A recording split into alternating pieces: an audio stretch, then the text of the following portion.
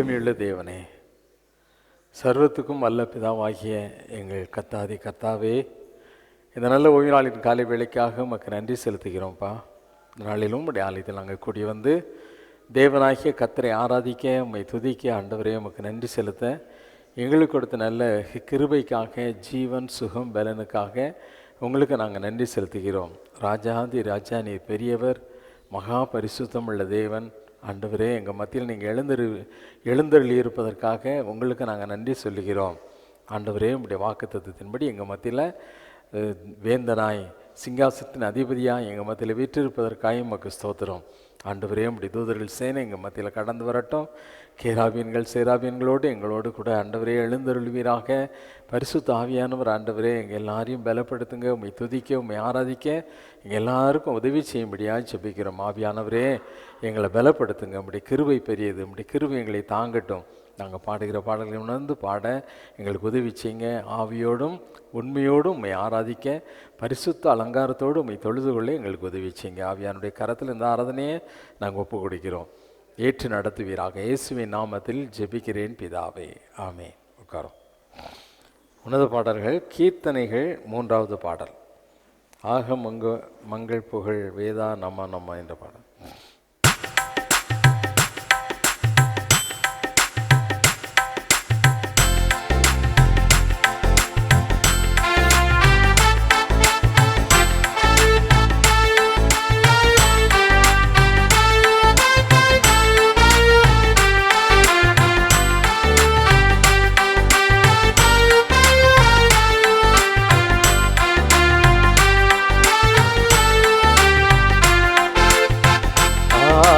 மங்கள் புகழ் வேதா நமோ நமோ, வாகு தங்கு குருநாதா நமோ நமோ, ஆயர் வந்தனை செய்பாதா நமோ நமோ, அருரூபா மாக மண்டல விசாசா நமோ நமோ, ஏக பந்தியினுலாசா நமோ நமோ, வான சங்கம் விஸ்வாசா நமோ நமோ, நரதேவா ஏக மந்தமொரு பூமா நமோ, கணிசை சீலா நமோ நமோ, நாடும் மன்பரனு தூலா நமோ நமோ, நரதேவா நாகமிம்பம் முயற்கோலா நமோ நமோ, ஆகமம் பணிசை சீலா நமோ நமோ, நாடும் மன்பரனு தூலா நமோ நமோ, நரதேவா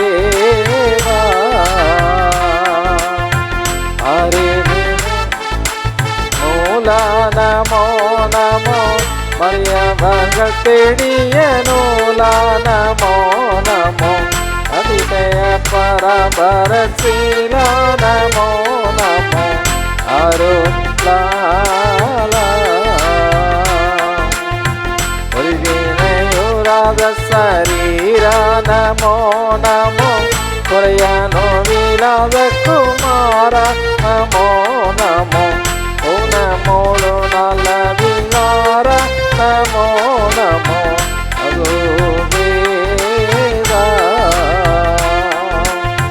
நிறைவழி என்னை விய கோடே நமோ நமோ, முறைகள் தவறாத வினோனே நமோ நமோ, நிதி பெருகு மாரசத்தேனே நமோ நமோ, நெறி நீதா எரித்தவிது பாடிய கீதா நமோ நமோ, பறையை பல கொடிய போதா நமோ நமோ, எரிசலைய நெடிய நாதா நமோ நமோ, இறையோனே ஆக மங்கள் புகழ் வேதா நமோ நமோ, பாகு தங்கு குருநாதா நமோ நமோ, ஆயர் வந்தனை செய்து நமோ நமோ அருரூபா. அல்லேலூயா அல்லேலூயா. அவரும் எழுதின்று உன்னத பாடல்கள் 317வது பாடலை பாடும். 317வது உன்னத பாடல்கள். நம்ம வாழ்க்கையில் நடக்கக்கூடிய காரியங்கள் எல்லாம் நன்மைக்கு எதுவாக நடக்கும் என்று வேதம் சொல்லுகிறது. வேதம் நம்ம வாழ்க்கையில் எது நடந்தாலும் அது எதுக்கு தான் நடக்குமா? ஆமாம். யோபுவுக்கு நிறைய நஷ்டங்கள், இழப்புகள் எல்லாம் வந்துச்சு. இதெல்லாம் வந்ததா இல்லையா? ஆமாம். பின்னால் அதுதான் ஆண்டவர் நினைச்சார், நன்மையாக மாற்றினார். பவுலும் சீலாவும் சுவிசேஷத்தை அறிவித்த பொழுது அவங்களுக்கு தீமையான காரியங்கள் நடந்தது. அவங்கள அடித்து சித்திரவதை பண்ணி சிறைச்சாலையில் கொண்டு போய் நினச்சிதாங்க. பார்க்குறவங்களாம் பாரு, இயேசுவை பின்பற்றி இயேசுவை பற்றி சொன்னால் இப்படி தான் நடக்கும் அப்படின்னு சொல்லக்கூடிய அளவுக்கு தீமையாக மற்றவர்களுடைய பார்வைக்கு தோன்றிய காரியம் ஒரு பெரிய சிறைச்சாலை அதிகாரியும் அவனுடைய குடும்பம், அவனுடைய கூட்டத்தார் யாவரும் மனம் திரும்புவதற்கு காரணமாக இருந்தது. அல்லேலூயா. ஆமாம். நம்ம வாழ்க்கையில் தீமையாக நமக்கு தென்படுகிற அல்லது மற்றவர்களுடைய பார்வைக்கு தென்படுகிற காரியம் தேவன் அதை நன்மையாக மாற்ற வல்லவர். அல்லேலூயா. எத்தனை பேர் விசுவாசிக்கீங்க? அல்லேலூயா அல்லேலூயா. ஆமாம். அதனால் தீமைகளை நன்மையாக மாற்று, நம்முடைய துன்பங்களை எல்லாம் இன்பமாக மாற்றுகிற தேவன் நம்முடைய தேவனாகிய கர்த்தர். நம்முடைய வாழ்க்கையில் எத்தனையோ பாடுகள், சிலுவையை சுமந்ததை போல ஆண்டவர் சொன்னார், ஒருவன் தன்னைத்தான் வெறுத்து, ஏன் சிலுவையேன்னு சொல்லலை, தனக்கு கொடுக்கப்பட்ட சிலுவையை எடுத்துக்கொண்டு என்னை பின்பற்றாவிட்டால் அவன் எனக்கு என்ன செய்ய மாட்டான், சீசனாக இருக்க மாட்டான் அப்படின்னு சொல்லி என்ன செய்தார் சொன்னார். ஆகவே உள்ளான மனிதனை ஒவ்வொரு நாளும் புதிதாக மாற்றுகிறவர், நமக்கு அவருடைய கிருபையை கொடுத்து நம்முடைய பலவீனத்திலே அவர் பலனை கொடுத்து நம்ம பலப்படுத்தி நம்மை தாங்குகிற தேவன் அவர். தாங்குகிற நம்முடைய உள்ளான மனிதனை ஒவ்வொரு நாளும் புதிதாக மாற்றி ஒரு புதிய பலனை கொடுத்து நம்மை வழி நடத்துகிற தேவனாகிய கர்த்தர் அவர். அல்லேலூயா. ஆகவே நாம் ஒவ்வொரு காரியத்திற்கும் எல்லாவற்றிற்காகவும் தேவனுக்கு நாம் என்ன செய்யணுமா? ஸ்தோத்திரம் செலுத்தணும், நன்றி செலுத்த வேண்டும். ஆண்டவரே, இந்த காரியத்தை என்னுடைய வாழ்க்கையில் அனுமதித்ததற்காக நமக்கு நன்றின்னு தான் சொல்லணுமே ஒழிய முறுமுறுப்பு நம்ம வாயில் என்ன செய்யக்கூடாது, வரவே கூடாது, முறுமுறுக்கவே கூடாது. எல்லாவற்றிற்காக தேவனாய் கர்த்தருக்கு என்ன செய்யணும், நன்றி சொல்லணும். சரிதானா? சேமா பாடலாமா? எல்லாம் கரங்களை தட்டி சேம பாடுவோம்.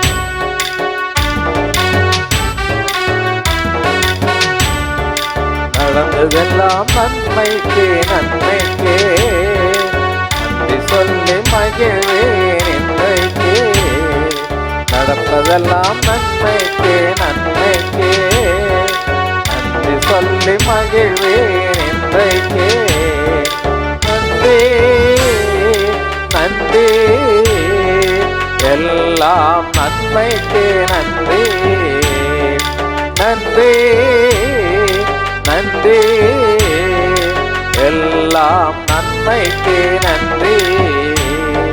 தீமைகளை நன்மையாக மாற்றினே, துன்பங்களை இன்பமாக மாற்றினே. தீமைகளை நன்மையாக மாற்றினே, துன்பங்களை இன்பமாக மாற்றினே. நன்றி நன்றி எல்லாம் எதுக்கு ஆழக்கண்டு சொல்லுமா? நன்றி நன்றி எல்லாம் நன்மைக்கு நன்றி. நடந்ததெல்லாம் நன்மைக்கு நன்மைக்கு, நன்றி சொல்லி மகிழ்வே இன்றைக்கு. நடப்பதெல்லாம் நன்மைக்கு நன்மைக்கு, நன்றி சொல்லி மகிழ்வே இன்றைக்கு. சிலுவைதானை அனுமதித்தே நன்றி, சிந்தைதானை மாற்றினீரே நன்றி சப்பா. சிலுவைதாரை அனுமதித்தே நன்றி, சிந்தைதாரை மாற்றினீரே நன்றி, நன்றி நன்றி, எல்லாம் நன்மைக்கே நன்றி, நன்றி நன்றி, எல்லாம் நன்மைக்கே நன்றி, நடந்ததெல்லாம் நன்மைக்கே நன்மைக்கே, நன்றி சொல்லி மகிழ்வேன் இன்றைக்கே, நடப்பதெல்லாம் நன்மைக்கே நன்மைக்கே, நன்றி சொல்லி மகிழ்வேன் இன்றைக்கே, உள்ளான மனிதனை புதிதாக்கி உருமாற்றி நடத்துகிறேன் நன்றி, உள்ளான மனிதனை அமெல்லாம் உடைத்து ஒரு மாற்றி நடத்துகே, நன்றி நன்றி, எல்லாம் தேங்க்யூலா, நன்றி நன்றி, எல்லாம் நன்மைக்கு நன்றி, நடந்ததெல்லாம் நன்மைக்கு நன்மைக்கு, நன்றி சொல்லி மகிழ்வேன். உள்ளத்தின் ஆழத்தின் சொல்லுமா, நடப்பதெல்லாம் நன்மைக்கு நன்மைக்கு, நன்றி சொல்லி மகிழ்வேன் இன்றைக்கு, என் கிருபை உனக்கு போதும் என்றே, பலவீனத்திலே பலன் என்றே, என் கிருபை உனக்கு போதும் என்றே, பலவீனத்திலே பலன் என்றே, நன்றி நன்றி, எல்லாம் நன்மைக்கு, ஆமாப்பா நன்றி நன்றி, எல்லாம் நன்மைக்கு நன்றி, நடந்ததெல்லாம் நன்மைக்கு நன்மைக்கு, நன்றி சொல்லி மகிழ்வேன் இன்றைக்கு, நடப்பதெல்லாம் நன்மைக்கு நன்மைக்கு,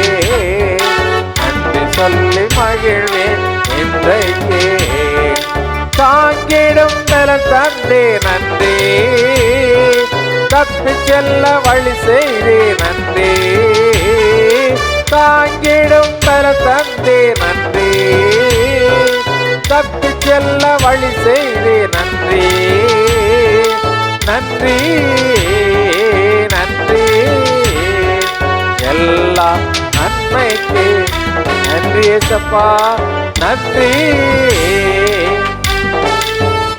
எங்களுக்கு நடந்த எல்லாவற்றுக்காகவும் நன்றி சொல்லு. ஆமென். நடந்ததெல்லாம் நன்மைக்கு நன்மைக்கு, நன்றி சொல்லி மகிழ்வேன், நடப்பதெல்லாம் நன்மைக்கு நன்மைக்கு, நன்றி சொல்லி மகிழ்வேன் இன்றைக்கு, விசுவாச புடமிட்டு நன்றி, பொன்னாக விளங்க செய்து நன்றி, விசுவாச புடமிட்டு நன்றி, பொன்னாக விளங்க செய்து நன்றி, நன்றி நன்றி, எல்லாம் எல்லாம் நன்மைக்குதாப்பா, நன்றி நன்றி, எல்லாம் நன்மைக்கு நன்றி, நடந்ததெல்லாம் நன்மைக்கு. ஓ எஸ்லா, என் வாழ்க்கையில நடப்பதெல்லாம் நன்மைக்குதாப்பா, நடப்பதெல்லாம் நன்மைக்கு நன்மைக்கு, நன்றி சொல்லி மகிழ்வேன் இன்றைக்கு, கசப்புகளை மாற்றிவிட்டே நன்றி, மன்னிக்கும் மனம் தந்தே நன்றி, கசப்புகளை மாற்றிவிட்டே நன்றி, மன்னிக்கும் மனம் தந்தே நன்றி, நன்றி நன்றி, எல்லாம் நன்மைக்கு நன்றி, நன்றி நன்றி, எல்லாம் நன்மைக்கு நன்றி. நன்றி சொல்லுமா, நன்றி நன்றி. எல்லாம் எல்லாம் நன்மைக்கு தான் என்று சொல்லு. நன்றி நன்றி, எல்லாம் நன்மைக்கு நன்றி. நடந்ததெல்லாம் நன்மைக்கு நன்மைக்கு நன்றி சொல்லி மகிழ்வேன். ஆமென்லா, நடப்பதெல்லாம் நன்மைக்கு நன்மைக்கு நன்றி சொல்லி மகிழ்வேன். என்றைக்கு நடந்ததெல்லாம் நன்மைக்கு நன்மைக்கு நன்றி சொல்லி மகிழ்வேன். என்றைக்கு நடப்பதெல்லாம் நன்மைக்கு நன்மைக்கு நன்றி சொல்லி மகிழ்வேன். என்றைக்கு நன்றி நன்றி, எல்லாம் நன்மைக்கு நன்றி. நன்றி நன்றி, எல்லாம் நன்மைக்கு நன்றி. நன்றி. ஆமென்லா, இது நடந்தாலும் எங்க வாழ்க்கை நன்மைக்கு எதுவாக தான் அது நடக்கும்பா. நாங்க மனப்பூர்வமாய் விசுவாசிக்கிறோம், உம்மை நம்புகிறோம் ஆண்டவர் என்று சொல்லுவோமா. நன்றி நன்றி, எல்லாம் நன்மைக்கு நன்றி. நன்றி நன்றி, எல்லாம் நன்மைக்கு நன்றி. நடந்ததெல்லாம் நன்மைக்கு நன்மைக்கு நன்றி சொல்லி மகிழ்வேன். இன்றைக்கு நடப்பதெல்லாம் நன்மைக்கு நன்றி சொல்லி மகிழ்வேன். இன்றைக்கு என் கிருபை உனக்கு போதும் என்றே, பலவீனத்திலே பலன் என்றே. எஸ் லார்ட், உனக்கு போதும் என்றே, பலவீனத்திலே பலன் என்றே. தாங்கிடும் பலம் தந்தே நன்றி, தப்பி செல்ல வழி செய்தே நன்றி. தாங்கிடும் பலம் தந்தே நன்றி, தப்பி செல்ல வழி செய்து நன்றி. தீமைகளை நன்மையாக மாற்றினே, துன்பங்களை இன்பமாக மாற்றினே. தீமைகளை நன்மையாக மாற்றினே, துன்பங்களை இன்பமாக மாற்றினே. நன்றி நன்றி, எல்லாம் நன்மைக்கு நன்றி சொல்லுவோமா. நன்றி. மனப்பூர்வமாய் உள்ளத்தின் ஆழத்திலிருந்து அப்பா பார்த்து எல்லாம் சொல்லுவோமா. நன்றி அப்பான்னு சொல்லுவோமா. நன்றி நன்றி, எல்லாம் நன்மைக்கு நன்றி. நன்றி நன்றி, எல்லாம் நன்மைக்கு நன்றி. நடந்ததெல்லாம் நன்மைக்கு நன்றி சொல்லி மகிழ்வேன். இன்றைக்கு நடப்பதெல்லாம் நன்மைக்கு நன்மைக்கு நன்றி சொல்லி மகிழ்வேன். இன்றைக்கு நடந்ததெல்லாம் நன்மைக்கு நன்மைக்கு நன்றி சொல்லி மகிழ்வேன். இன்றைக்கு நடப்பதெல்லாம் நன்மைக்கு நன்மைக்கு நன்றி சொல்லி மகிழ்வேன். இன்றைக்கு நடந்ததெல்லாம் நன்மைக்கு நன்மைக்கு நன்றி சொல்லி மகிழ்வேன். இன்றைக்கு எல்லா அப்பாவை பார்த்து ஆண்டவரே, எங்கள் வாழ்க்கையில் எத்தனையோ காரியங்கள் நடக்குதுப்பா. சில காரியங்கள் நன்மையாய் நடந்தாலும் அநேக காரியங்கள் தீமையாக எங்கள் வாழ்க்கையில் நடப்பதனால எங்கள் மனம் உடைந்து நாங்கள் கலங்கி போகிறோம் ஆண்டவரே. ஆனால் எது நடந்தாலும் அது நன்மைக்கு ஏதுவாக தான் நடக்கும் அப்படிங்கிறது எங்களுக்கு நல்லா தெரியும். நாங்கள் உங்கள் பிள்ளைங்கப்பா, நாங்கள் நம்புகிறோம், நாங்கள் விசுவாசிக்கிறோம்.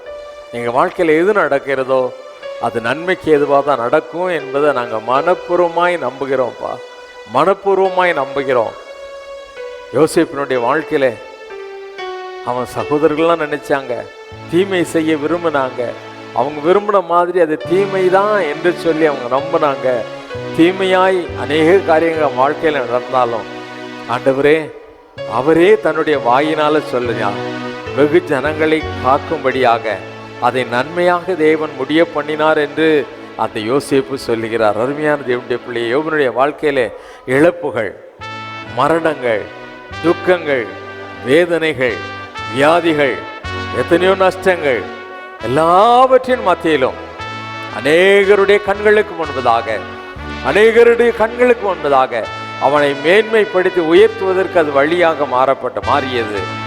பவுல் சீலாவுடைய வாழ்க்கையில அநேகர் நினைச்சாங்க, இயேசுவை ஏற்றுக்கொண்டதுனால, இயேசுவை பின்பற்றுவதனால, இயேசுவை பற்றி அறிவிப்பதனால இவங்களுக்கு இவ்வளவு வேதனைகள், இவ்வளவு துன்பங்கள், இவ்வளவு துக்கமான காரியங்கள், சிறைவாசம் இதெல்லாம் ஏற்பட்டது என்று நினைச்சாங்க. ஆனா அவங்க அந்த துன்பத்தின் மத்தியிலும் தேவனை துதித்து கொண்டே இருந்தாங்க. அவங்க துதிக்க அவங்களுடைய கட்டுகள் எல்லாம் அருந்து போனது. சிறைச்சாலையின் அஸ்திபாரங்களே அசையும்படியான அற்புதத்தை தேவன் செய்தார். அது மட்டுமல்ல, ஒரு திரளான கூட்டம் அதன் நிமித்தம் ரட்சிக்கப்படும்படியாக ஒரு வழியை தேவன் திறந்து விடுத்தார். அருமையான தேவனுடைய ஜனமே, உன்னுடைய துன்பங்கள் மத்தியிலே, உன்னுடைய கண்ணீர்கள் மத்தியிலே, உன்னுடைய இழப்புகள் மத்தியிலே, உன்னுடைய வேதனைகள் மத்தியிலே நீ எவ்வளவு தேவனை துதிக்கிறாயோ அவ்வளவு உன்னுடைய வாழ்க்கையில நன்மையான காரியங்களை தேவன் கட்டளையிட வல்லவர். ஹல்லேலூயா, ஹல்லேலூயா, ஹல்லேலூயா.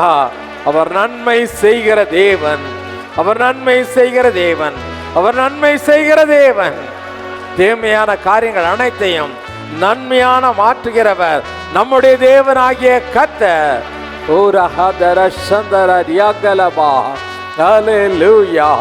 We praise you Lord. உம்மை நாங்கள் ஸ்தோத்திரிக்கிறோம். எங்க துக்கங்கள் எல்லாம் மறந்து, எங்களுடைய வேதனைகள் எல்லாம் மறந்து, எங்களுடைய துயரங்கள் எல்லாம் மறந்து ஆண்டவரே உம்மை நாங்கள் ஆராதிக்கிறோம். We worship you Lord. We praise you Lord. உம்மை நாங்கள் துதிக்கிறோம், உம்மை நாங்கள் துதிக்கிறோம், உம்மை நாங்கள் துதிக்கிறோம். எல்லாம் வாய்களை திறந்து ஆண்டவரை முழு மனதோடு ஸ்தோத்திரி. உனக்கு தேவன் கொடுத்த பாசைகளை கொண்டு தேவனுக்கு நன்றி செலுத்து. Hallelujah, hallelujah. We praise you Lord. Urahadariya galaba migadara shabadurahava. Hallelujah. We praise you Lord. We praise you Lord. We praise you Abba Father. உம்மை நாங்கள் ஸ்தோத்திரிக்கிறோம். முழு மனதோடு உம்மை நாங்கள் ஆராதிக்கிறோம் ஆண்டவரே. முழு மனதோடு, ஏதோ உதட்டு அளவில் இல்லப்பா, முழு மனதோடு உம்மை நாங்கள் ஆராதிக்கிறோம். முழு பலத்தோடு உம்மை ஆராதிக்கிறோம் ஆண்டவரே. முழு பலத்தோடு கூட, முழு பலத்தோடு கூட. ஹல்லேலூயா, ஹல்லேலூயா. களி கூறுதல் என்பது உடைய முழு பலனோடு கூட தேவனை துதித்து போற்றுவது, புகழுவது, அவரை ஆராதிப்பது. உள்ளத்தினாலத்திலிருந்து எல்லாரும் அப்பா உமக்கு ஸ்தோத்திரம்னு சொல்லு, உங்களை நாங்க மகிமைப்படுத்துகிறோம்னு சொல்லு. ஓ சிபஹதரபா லிபதர Chandra நிகமா ஹுபகதர கஷகதலரபா. Hallelujah, hallelujah. We praise you Lord, we praise you Lord. உம்மை நாங்கள் துதிக்கிறோம், உம்மை நாங்கள் ஆராதிக்கிறோம். எங்கள் வாழ்க்கை ஆண்டவரே மற்றவர்களுக்கு ஒன்பதாக நீங்க தான் சொன்னீங்க, உங்க துக்கங்கள் சந்தோஷமாய் மாறுன்னு சொன்னீங்கப்பா. உங்க துக்கங்கள் எல்லாம் சந்தோஷமாய் மாறுன்னு சொன்னீங்க ஆண்டவரே. எங்கள் துக்க நாட்கள் முடிந்து போகும் என்று சொன்னீங்கப்பா, அதை நம்புகிறோம். Hallelujah, hallelujah. We praise you Lord, we praise you King of Kings. Oh lahadar sharaba. Hallelujah, hallelujah. உம்மை நாங்கள் ஸ்தோத்திரிக்கிறோம், உம்மை நாங்கள் மகிமைப்படுத்துகிறோம். மகிமைக்கு பாத்திரமானவரே, துதிகளின் மத்தியில் வாசம் பண்ணுகிறவரே, எங்கள் தூயாதி தூயவரே, பரிசுத்தர் பரிசுத்தர் பரிசுத்தர் என்று போற்றப்படுகிற எங்கள் சேனைகளின் கர்த்தாவே, வானமும் பூமியும் உம்முடைய மகிமையுள்ள மகத்துவத்தினால் நிறைந்திருப்பதற்காக உமக்கு நன்றி சொல்லுகிறோம். உம்மை துதிக்கிறோம், உம்மை போற்றுகிறோம் ஆண்டவரே. ஆராய்ந்து முடியாத பெரிய அதிசயங்களை எங்க வாழ்க்கையில ஒவ்வொரு நாளும் செய்து வருவதற்காய் உமக்கு ஸ்தோத்திரம் ஆண்டவரே, உமக்கு ஸ்தோத்திரம். வானத்திலும் பூமியிலும் சகல அதிகாரம் உடைய வானோர் பூதலத்தோர் பூமியின் கீழானோர் யாவருடைய முழங்கால்களும் முடங்கும்படியான எல்லா நாமத்திற்கும் மேலான இயேசு என்ற நாமத்தை போற்றி புகழ்கிறோம். அல்பம் ஒமேகம் ஆதி மந்தமும் இல்லாத எங்கள் கத்தாதி கத்தாவே, பரமராஜாவே, பிதாவாகிய தேவனே, உம்மை துதிக்கிறோம், உம்மை போற்றி புகழ்கிறோம் ஆண்டவரே. ஒருவரும் கிட்டி சேர முடியாத ஒளியில் வாசம் பண்ணுகிற எங்கள் பரிசுத்தரே, உம்மை நாங்கள் ஆராதிக்கிறோம், உம்மை நாங்கள் ஆராதிக்கிறோம். எங்களோடு கூட தங்கி வாசம் பண்ணுகிற பரிசுத்த ஆவியாகிய தேற்றவாளனே, உமக்கு ஸ்தோத்திரம்பா, உங்களுக்கு ஸ்தோத்திரம், உங்களுக்கு ஸ்தோத்திரம். உங்களை நாங்கள் மகிமைப்படுத்துகிறோம். நீங்க மட்டும்தான்ப்பா மகிமைக்கு பாத்திரமுள்ள தேவன். நீங்க மட்டும்தான் கனத்திற்குரிய ஆண்டவர், கனத்திற்குரிய தெய்வம் நீங்க மட்டும்தான்ப்பா. துதிக்கப்படத்தக்க தேவனும் நீங்க தான்ப்பா. துதிகளை எல்லாம் உமக்கே செலுத்துகிறோம். சகல துதி, கனம், மகிமை எல்லாவற்றையும் எங்கள் இயேசுவின் மூலமாக உமக்கு செலுத்துகிறோம், எங்கள் பரலோக பிதாவே. ஆமென், ஆமென். மாறி மாறி வாசிக்க முடியாத சங்கீதம் 11ஆம் சங்கீதம் 1 முதல் 7ஆம் வசனம் முடிய. நான் கர்த்தரை நம்பியிருக்கிறேன், பின்னே ஏன் நீங்கள் என் ஆத்மாவை நோக்கி பட்சியை போல உன் மலைக்கு பறந்து போ என்று சொல்லுகிறீர்கள்? இதோ துன்மார்க்கர் வில்லை வளைத்து செம்மையான இருதயத்தார் மேல் அந்தகாரத்தில் எய்யும்படி தங்கள் அம்புகளை நானிலே தொடுக்கிறார்கள். அஸ்திபாரங்களும் நிர்மூலமாகிறதே, நீதிமான் என்ன செய்வான்? கர்த்தர் தம்முடைய பரிசுத்த ஆலயத்தில் இருக்கிறார், கர்த்தருடைய சிங்காசனம் பரலோகத்தில் இருக்கிறது. அவருடைய கண்கள் மனுபுத்திரரை பார்க்கிறது, அவருடைய இமைகள் அவர்களை சோதித்தருகிறது. கர்த்தர் நீதிமானை சோதித்தருகிறார், துன்மார்க்கனையும் கொடுமையில் பிரியமுள்ளவனையும் அவருடைய உள்ளம் வெறுக்கிறது. துன்மார்க்கர் மேல் கன்னிகளை வருஷிக்க பண்ணுகிறார், அக்கினியும் கந்தகமும் கடுங்கோடை கொந்தளிப்பும் அவர்கள் குடிக்கும் பாத்திரத்தின் பங்கு. கர்த்தர் நீதியுள்ளவர், நீதியின் மேல் பிரியப்படுவார், அவருடைய முகம் செம்மையானவனை நோக்கி இருக்கிறது. பிதாவுக்கும் குமாரனுக்கும் பரிசுத்த ஆவிக்குமே உண்டாக. ஆமென். யாவரும் முழங்கால் படிட்டு கர்த்தருடைய ஜெபத்தை சொல்லுவோம். பரமண்டலங்களில் இருக்கிற எங்கள் பிதாவே, நம்முடைய நாமம் பரிசுத்தப்படுவதாக, நம்முடைய ராஜ்யம் வருவதாக, நம்முடைய சித்தம் பரமண்டலத்திலே செய்யப்படுவது போல பூமியிலேயும் செய்யப்படுவதாக. அன்றன்று உள்ள எங்கள் அப்பத்தை எங்களுக்கு இன்று தாரும். எங்களுக்கு விரோதமாய் குற்றம் செய்கிறவர்களுக்கு நாங்கள் மன்னிக்கிறது போல எங்கள் குற்றங்களை எங்களுக்கு மன்னியும். எங்களை சோதனைக்குள் பிரவேசிக்க பண்ணாமல் தீமையினின்று எங்களை ரட்சித்துக் கொள்ளும்.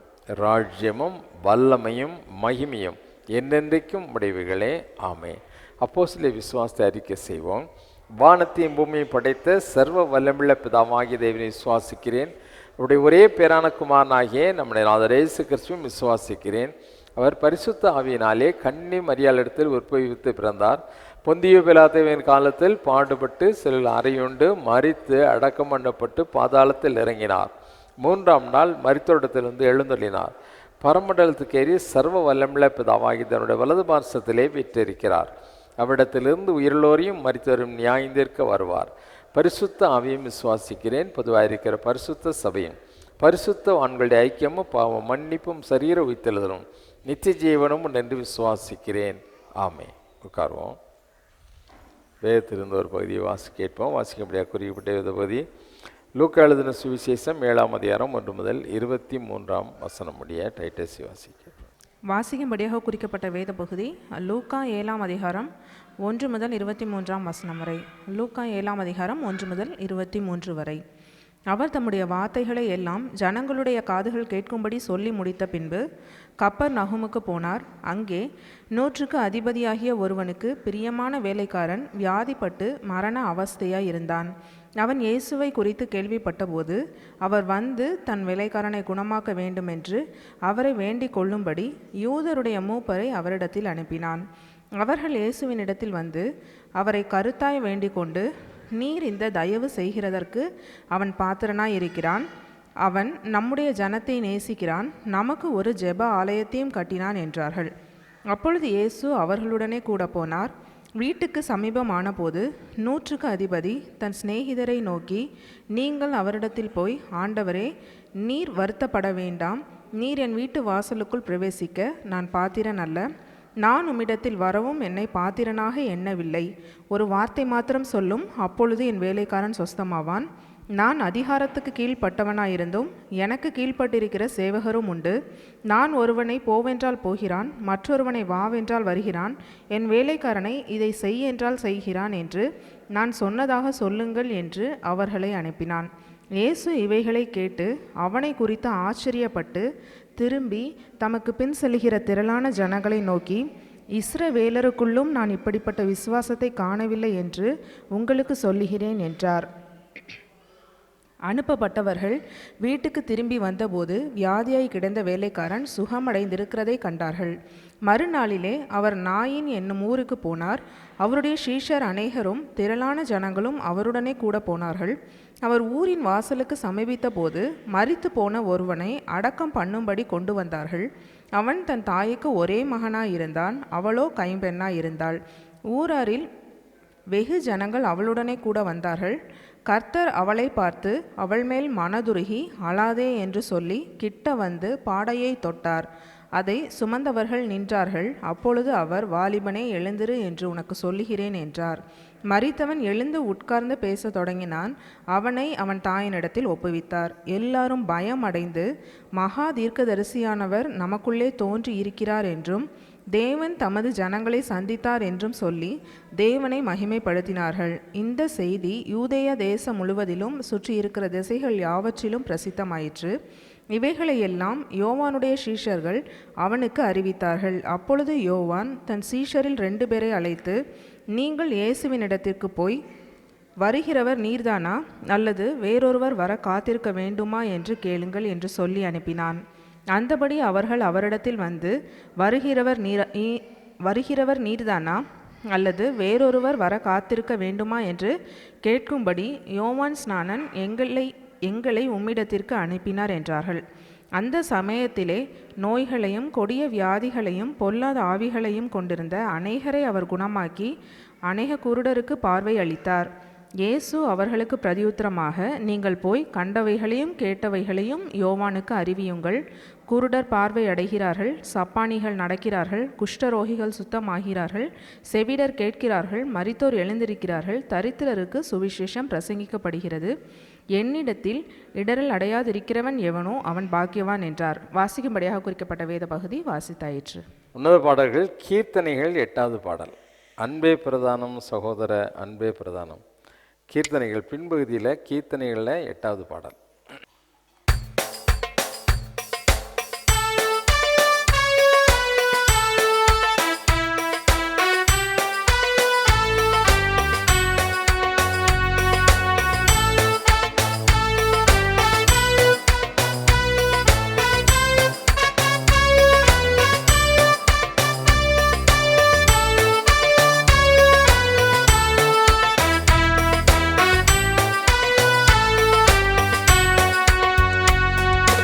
அன்பே பிரதானம் சகோதர அன்பே பிரதானம்.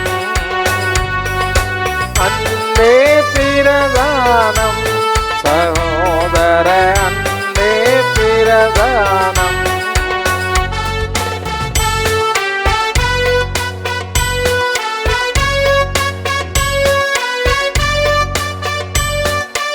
அன்பொரு ஞானம் பரமநம்பிக்கை என்ப விசுவாசம் இவைகளிலெல்லாம் அன்பே பிரதானம் சகோதர அன்பே பிரதானம். பல பல பாசை படித்தறிந்தாலும் கலகலவென்னும் கைமறியாமே அன்பே பிரதானம் சகோதர அன்பே பிரதானம். என் பொருள் யாவும் நீந்தளித்தாலும் அன்பில்லையானால் மதிப்ப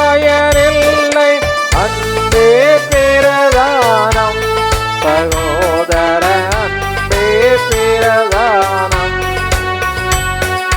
துணிவுடன் உடலை சுடக் கொடுத்தாலும் பணிய அன்பில்லால் பயனதிலில்லை. அன்பே பிரதானம் சகோதர அன்பே பிரதானம். சாந்தமும் தயவும் சகலன குணமும் போந்த சத்தியமும் பொறுமையும் உள்ள அன்பே பிரதானம் சகோதர அன்பே பிரதானம்.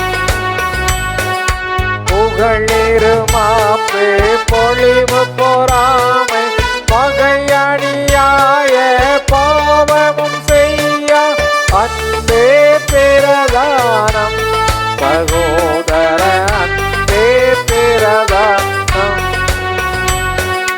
சினமடையாது தீங்கு முன்னாது தினமழியாது தீமை செய்யாது அன்பே பிரதானம் சகோதர அன்பே பிரதானம். சகலமும் தாங்கும் சகலமும் நம்பும் ஏற்பட வேண்டும் மேன்மை பெற்றோம் அன்பே பிரதானம் சகோதர அன்பே பிரதானம். அன்பே பிரதானம் சகோதர அன்பே பிரதானம். மண்பொரு ஞானம் பரமநம்பிக்கை இந்த விசுவாசம் இவைகளிலெல்லாம் அன்பே பிரதானம் சகோதர அன்பே பிரதானம். பல பல பாசை பழித்தறிந்தாலும் பலகலவென்னும் கைமணியாவும் அன்பே பிரதானம் சகோதர அன்பே பிரதானம். துணிவுடன் உடலை சுடக் கொடுத்தாலும் மணிய அன்பில்லாம் பயனதிலில்லை. அன்பே பிரதானம் சகோதர அன்பே பிரதானம். அன்பே பிரதானம் சகோதர அன்பே பிரதானம். அல்லேலூயா. அவர் தலைவனை ஜெபம். மகிமை நிறைந்த தேவனே, வல்லமையுள்ள கர்த்தாவே, இந்த ஓய்வு நாளுக்காக மீண்டும் உமக்கு நன்றி செலுத்துகிறேன். சாட்சி சொன்ன பிள்ளைகளை ஆசீர்வதிங்க. தொடர்ந்து ஆண்டவரே உமக்கு பயந்து நடக்கவும் உமக்கு பிரியமாய் ஜீவிக்கவும் விசுவாசத்தோடு சகலவற்றையும் பெற்றுக்கொள்ளவும் உங்களுக்கு கிருபை செய்யுங்க. இந்த நாளில் எங்களோடு கூட பேசுங்க ஆண்டவரே. தேவ வார்த்தைகள் மூலமாக இன்னும் நாங்கள் உம்மை விசுவாசிக்க, உம்மை எப்படி பின்பற்ற வேண்டும் என்று அறிந்து கொள்ள கற்றுக்கொள்ள எங்களுக்கு கிருபை செய்வீராக. இயேசுவின் நாமத்தில் ஜெபிக்கிறேன் பிதாவே, ஆமென். உட்காரும். அல்லேலூயா. அவன் வாசிக்க கேட்ட பகுதியில் லூக்கா எழுதின சுவிசேஷம் 7ஆம் அதிகாரம் 23ஆம் வசனத்தை வாசிக்க கேட்போமா? லூக்கா 7ஆம் அதிகாரம் 23ஆம் வசனம். என்னிடத்தில் இடரல் அடையாதிருக்கிறவன் எவனோ, என்னிடத்தில் இடரல் அடையாதிருக்கிறவன் எவனோ அவன் பாக்கியவான் என்றார். பாக்கியவான் என்றார். என்னிடத்தில் இடரல் அடையாதிருக்கிறவன் எவனோ அவன் பாக்கியவான் என்றார். ஆமாம், தேவனிடத்தில் நன்மையை பெற்றுக்கொள்ளக்கூடிய ஒரு மனிதனாய் இருப்பான். தேவனால் கனப்படுத்தப்பட்ட ஒரு மனிதனாய் இருப்பான். அவன் பாக்கியவானாய் என்ன செய்வான்? இருப்பான் என்று வேதம் சொல்கிறது. யார்? தேவனிடத்தில், இயேசுவிடத்தில் இடரல் அடையாதிருக்கிற மனிதன் எவனோ அவன். ஆமாம், தேவனிடத்தில் இடரல் அடையாதிருக்கிற மனிதன். இடரல் அப்படிங்கிற வார்த்தை நிறையா வேதத்தில் நாம் வாசிப்போம். ஆண்டவர் கூட சொன்னார், இந்த சிறியரில் ஒருவனுக்கு இடரல் உண்டாக்குகிறவன் எவனோ அவனுடைய கழுத்தில் எந்திரக்கல்லை கட்டி கடலின் ஆழத்தில் கொண்டு போய் அமிழ்த்துவது நலமாக இருக்கும். அப்போ இடரல் அப்படிங்கிற வார்த்தை ஆண்டவருக்கே பிரியமில்லாத வார்த்தை தான், இல்லை அப்படி தானே? ஆமாம், யாருக்கும் நாம் என்ன செய்யக்கூடாது, இடர்லாம் இருக்கக்கூடாது. ஆனால் இதில் என்ன சொல்லியிருக்குது, இயேசுவிடத்தில் இடரல் அடைகிறவர்கள் அப்படிங்கிற ஒரு காரியம் இங்கே சொல்லுது. இடரல் என்பது பல விதங்களில், அதாவது இங்கிலீஷில், தமிழில் வந்து சில வார்த்தைகள் வந்து ஒரே வார்த்தை தான் இருக்குது, அதுக்கு மறு வார்த்தை என்ன செய்கிறதில்ல, வர்றதில்லை. அதனால் இந்த ஒரு வார்த்தையை போட்டுறாங்க. அந்த இயேசு அமைச்சோட இடரல் என்பது ஸ்டம்பிளிங் அப்படின்னு, ஸ்டம்பிளிங் பிளாக், அதாவது ஒரு தடைக்கல், ஒருவர் ஒரு இடத்துக்கு போகிறதுக்கு தடை செய்வது, சரிதானா? அந்த இடரல் என்பது வேற. இந்த இடத்துல இடரல் என்பது என்ன அப்படிங்கிறத இன்றைக்கி நாம் என்ன செய்ய போகிறோம். இயேசுவிடத்தில் இடரல் அடையாதிருக்கிறவன் பாக்கியவான். இயேசுவிடத்தில் இடரல் அடையாதிருக்கிறவன், ஆமாம், இயேசுவை பார்த்து இடரல் அடைஞ்சு பரலோகத்துக்கு போகாமல் இருக்கிறது இல்லை. அது ஆங்கில வேதாமத்தில் என்ன சொல்லியிருக்குன்னா அஃபண்டட் அப்படிங்கிற ஒரு வார்த்தையை போட்டிருக்குது. இடரல் அப்படிங்கிறதுக்கு ஸ்டம்பிளிங் அப்படிங்கிற வார்த்தை கிடையாது, அதுக்கு அஃபண்டட் அப்படின்னுட்டு என்னச்சுது, அஃபண்டட் அப்படின்ட்டு ஒரு வார்த்தை. அப்படின்னா என்ன அப்படின்னா, ஒருத்தர் வந்து நம்ம வேதனைப்படும்படியாய் பேசுவது, குற்றப்படுத்தி அவங்கள ஆங்கிலத்தில் சொல்லுவாங்க ஹர்ட் அப்படின்னு சொல்லுவாங்க. அவங்க மனசில் வேதனை உண்டாக்கும்படியாக நாம் அவர்கள் என்ன செய்கிறது,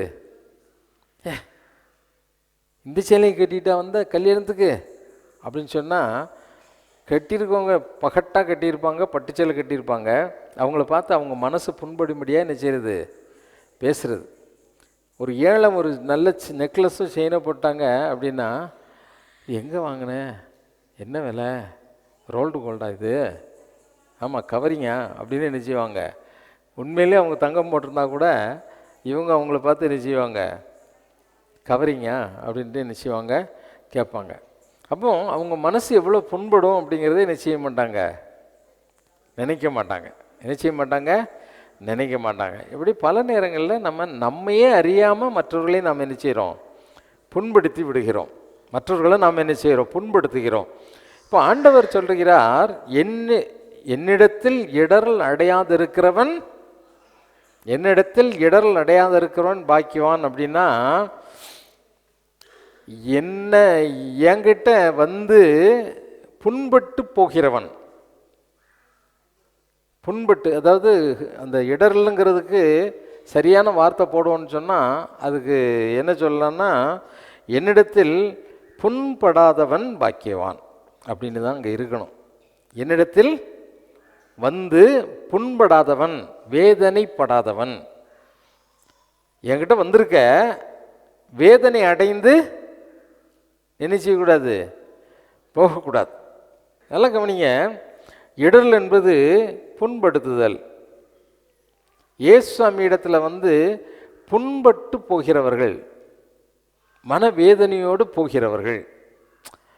சாமிகிட்ட கேட்டேன், அவர் எனக்கு இதை கொடுக்கல, அதனால் நான் என்ன செய்கிறதில்ல, நம்ம சாமியை, இந்த ஏசாமியை நம்ம கும்பிட்றதில்ல அப்படின்ட்டு போகிறாங்கல்ல, அவங்களுக்கு என்ன, இயேசுக்கிட்ட வந்து இது கிடைக்கலையே, இயேசுக்கிட்ட வந்து இது கிடைக்கலையே அப்படிங்கிற ஒரு ஆதங்கம், ஒரு கஷ்டம், ஒரு வேதனை. புரிஞ்சுதா? இப்போ ஆண்டவர் இடத்துல, தேவனிடத்தில் புண்படுகிறது யார், ஆண்டவர் இடத்துல வந்து வேதனையோடு கடந்து செல்லுகிறவன் யார், ஆண்டவரால் வேதனையை அனுபவிக்கிறவன் யார்? ஆண்டவர் நன்மை செய்கிறவராகவே தான் என்ன செய்தார், சுற்றி திரிந்தார். அவர் தீமை செய்கிறவர் அல்ல, தீமை செய்கிறவர் அல்ல. இப்போ தேவனிடத்தில் நாம் வருகிறோம், தேவனிடத்தில் நாம் அவருக்கு பேரே சகல ஆறுதலின் தேவன். சகல காரியங்களிலும் உனக்கு ஆறுதல் கொடுக்கிற தேவன். வேதம் சொல்லுகிறது, ஹீ இஸ் அவர் கம்ஃபர்டர், நம்மை தேற்றுகிற தேற்றவாளன், நம்மை தேற்றுகிற தேற்றவாளன். அவர் புண்படுத்துவாரா? இயேசு யாரையாவது புண்படுத்துவாரா? நல்லா யோசித்து பாரு. ஆனால் ஆண்டவர் சொல்கிறார், என்னிடத்தில் வந்து இடரல் அடையாது இருக்கிறவன், புண்பட்டு போகிறவன் எவனோ, புண்படாதவன் எவனோ அவன், ஆமாம், என்னிடத்தில் வந்து என்னிடத்தில் வந்து வேதனையோடு திரும்பி செல்லாதவர்கள் மாக்கியவான்கள். ஆண்டவரிடத்தில் வந்திருக்கிறோம், நம்ம மகிழ்ச்சியோடு செல்லுகிறோமா அல்லது மனபாரத்தோடு செல்லுகிறோமா? இதுதான் கேள்வி. தேவனை தேடி வந்த நாம் இந்த இடத்தை விட்டு கடந்து செல்லும் பொழுது மகிழ்ச்சியோடு போகிறோமா, வேதனை நிறைந்த துக்கத்தோடு வேதனை நிறைந்த துக்க முகத்தோடு நாம் போகிறோமா? இப்போ யார் தேவனால் புண்படுவார்கள்? யார் தேவனால் புண்படுவார்கள்? இது தெரியணும்ல நம்மளுக்கு. அவரே சொல்லிட்டார், என்னிடத்தில் வந்து புண்படாமல் போகிறவன் தான், என்கிட்ட வந்து வேதனைப்படாமல் போகிறவன் தான் பாக்கியவான்னு சொல்லிட்டார். அப்போ யார் வேதனைப்படுறா?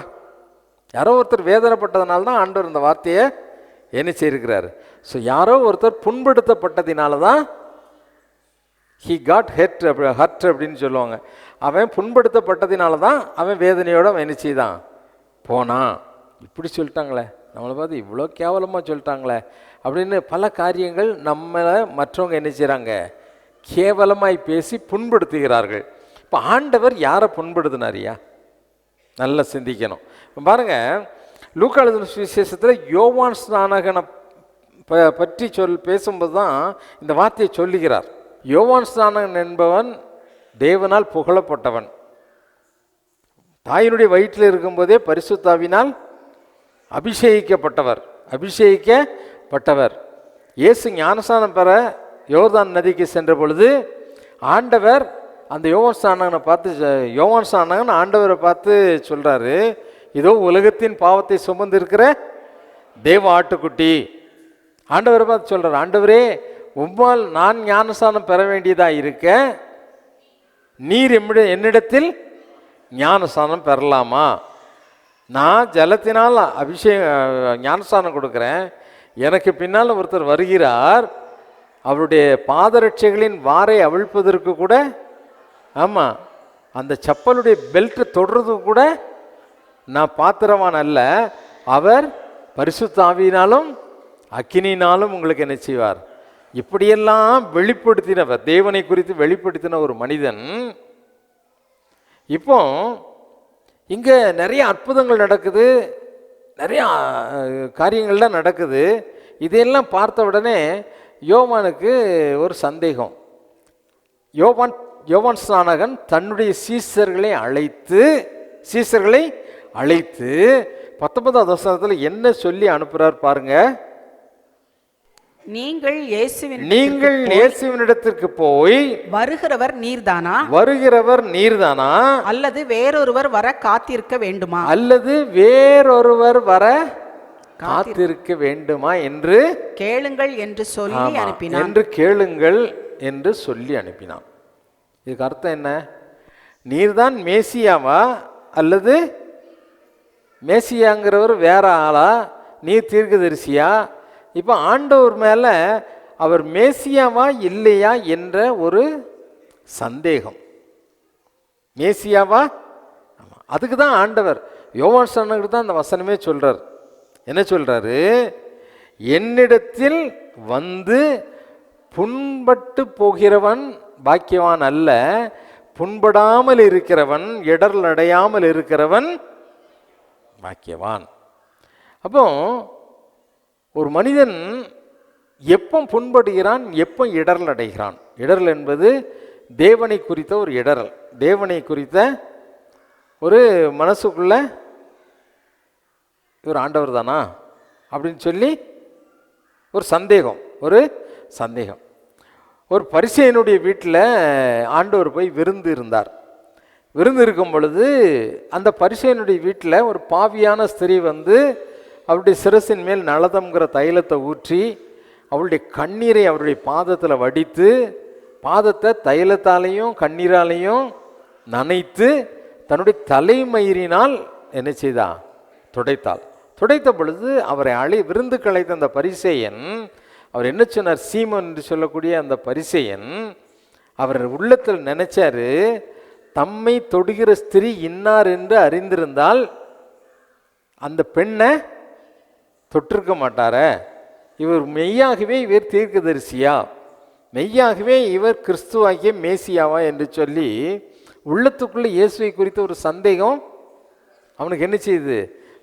இன்றைக்கி நம்மில் அநேகருக்கு நம்ம வாழ்க்கையில் நடக்கக்கூடிய துன்பகரமான, துக்ககரமான, கண்ணீரை வரவழைக்கக்கூடிய அநேக காரியங்கள் நடக்கும் பொழுது ஆண்டவர் இருக்கிறாரா?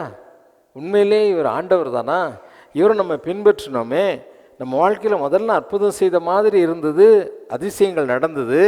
ஆனால் இன்றைக்கு என்னுடைய வாழ்க்கையில் இந்த காரியத்தை தேவனால் செய்ய முடியவில்லையே, உண்மையிலே இவர் தெய்வம் தானா? நல்லா கவனிங்க. சந்தேகம். யார் புண்படுவார்கள்? தேவனை குறித்து யாருக்கு மனதில் கசப்பு வரும்? தேவனை குறித்து ஒரு சந்தேகம். என்ன நடந்தாலும் இவர் தான் என்னுடைய ஆண்டவர். என்ன நடந்தாலும், வாழ்க்கையில் எந்த சூழ்நிலையிலும், எப்படிப்பட்ட இழப்புகள் வந்தாலும், எவ்வளவு நஷ்டங்கள் வந்தாலும், தேவனை பார்த்து நீர் இதை செய்ய, இப்படி ஒரு காரியத்தை என் வாழ்க்கையில் செய்துட்டேரே அப்படின்னு கேட்குறவன் தேவனால் புண்பட்டு தான் போவான். நல்லா கவனிங்க. ஆண்டவர் அவனுக்கு ஆறுதல் அளிக்கிற தேவனாய் தெரிய மாட்டார். அவனுக்கு இடரல் தானே, புண்படுத்தக்கூடிய தேவனாக தான் என்ன செய்வார்? தெரிவார். தேவனை நேசிக்க முடியாத ஒரு சூழ்நிலையை உருவாக்குவது நீ தேவனிடத்தில் புண்பட்டதுனால, தேவனிடத்தில் இடரல் அடைந்ததினால், தேவனிடத்தில் இடரல் அடைந்ததுனால தான் நீ என்ன செய்கிற? ஆண்டவர் உன்னால நினைச்ச முடியல, நேசிக்க முடியல. ஆண்டவர் நம்மளை நேசிக்கிறார். ஆண்டவர் நம்மளை அதிகமாக என்ன செய்கிறாரு? நேசிக்கிறார். பாருங்க, இப்போ வேதத்தில் பார்க்கும் பொழுது நிறைய பேர், ஒரு நாள் ஒரு ஐஸ்வர்யம் உள்ள ஒரு வாலிபன், ஒரு பெரிய பணக்கார வாலிபன், பெரிய பணக்கார ஒரு வாலிபன் தேவனிடத்தில் வந்து, நல்ல போதகரே, நித்திய ஜீவனை நான் சுதந்திரித்துக் கொள்வதற்கு என்ன செய்ய வேண்டும் அப்படின்னு கேட்டார். 3 சுவிசேஷத்துலையுமே இந்த சம்பவம் சொல்லப்பட்டிருக்குது. இதை பாருங்கள், மார்க்கு 10ஆம் அதிகாரத்தை எடுத்துக்கோங்க. 10ஆம் அதிகாரத்தில் அந்த வாலிபனை குறித்து அங்கே என்ன சொல்லப்பட்டிருக்குது? மார்க்கு 10ஆம் அதிகாரம் 22வது வசனத்தை வாசி கேட்போம். மார்க்கு 10ஆம் அதிகாரம் 22. அவன் மிகுந்த ஆஸ்தி உள்ளவனாய் இருந்தபடியால் இந்த வார்த்தையை கேட்டு மனமடிந்து துக்கத்தோடே போய்விட்டான். துக்கத்தோடே மனமடிந்து அப்படின்னா he get hurt. அவன் துக்கப்பட்டான்.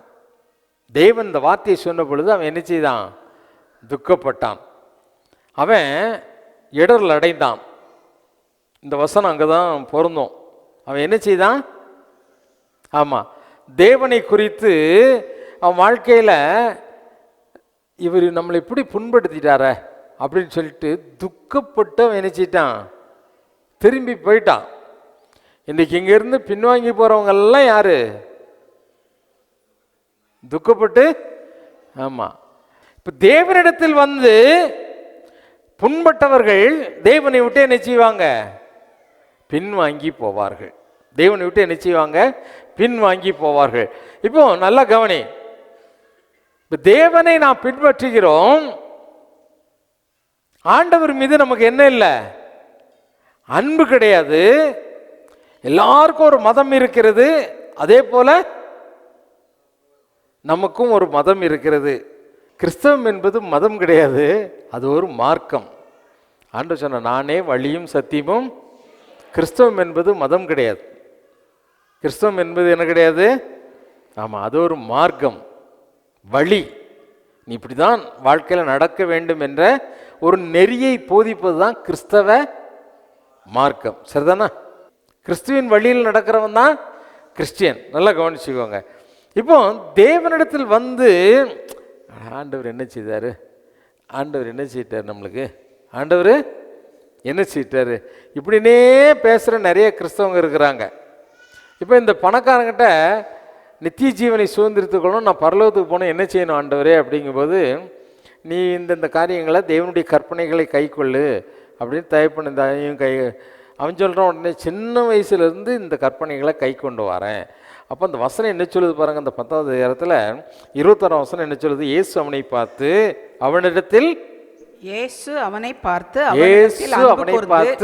அவனிடத்தில் அன்பு கூர்ந்து அன்பு கூர்ந்து.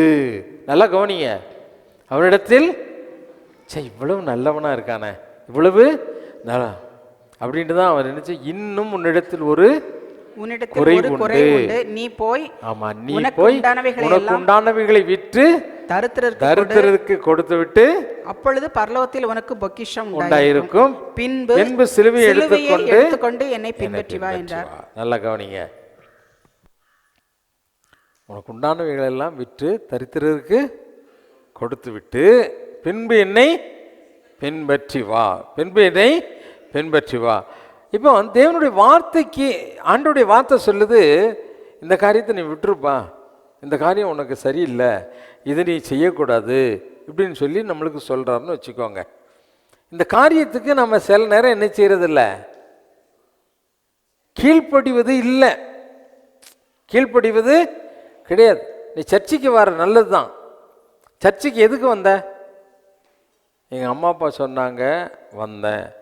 இப்போ நான்லாம் அப்படி தான் கோயிலுக்கு போனேன், வாலிப வயசில் அப்படி தான் கோயிலுக்கு. எங்கள் அம்மா அப்பா சத்தம் போடுவாங்க, அதுக்காக தான் நான் என்ன செய்வேன், கோயிலுக்கே வர்றது, கோயிலுக்கே வர்றது. ஒரு நாள் எங்கள் வீட்டை விட்டு ஓடி போயிட்டேன், வீட்டை விட்டு நினச்சிட்டேன்.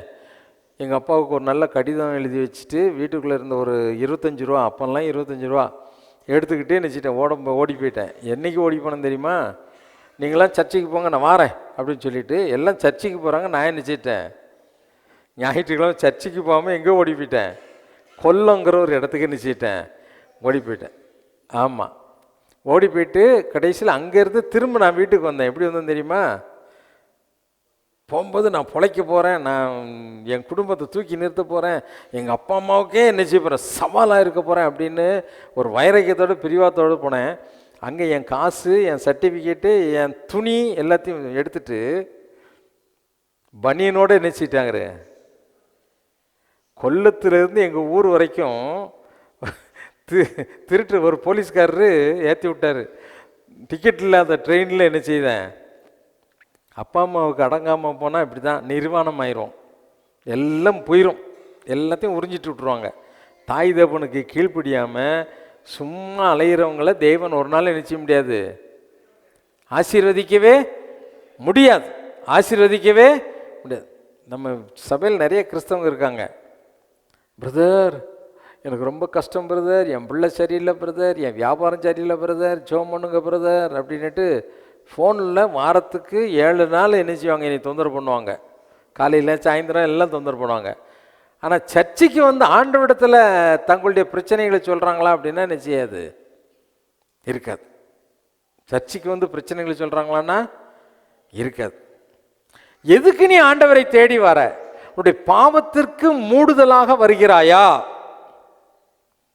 சர்ச்சைக்கு வர்றதுனால உன்னை ஒரு பரிசுத்தவான்னு யாரும் நினச்சிக்கிடுவாங்க அப்படிங்கிறதுக்காக வாரையா? கவனிய, ஆண்டுடைய வார்த்தைக்கு கீழ்ப்படியாமல் கர்த்தருடைய வார்த்தை போதிக்கப்படும் பொழுது அந்த வார்த்தையை கேட்காம எவ்வளவு சொன்னாலும் அந்த வார்த்தைக்கு கீழ்ப்படியாமல் ஆண்டவர் என்னத்தையும் சொல்லிட்டு போகிறார். இங்கே வர வேண்டியது தூங்க வேண்டியது, அவ்வளோதான்.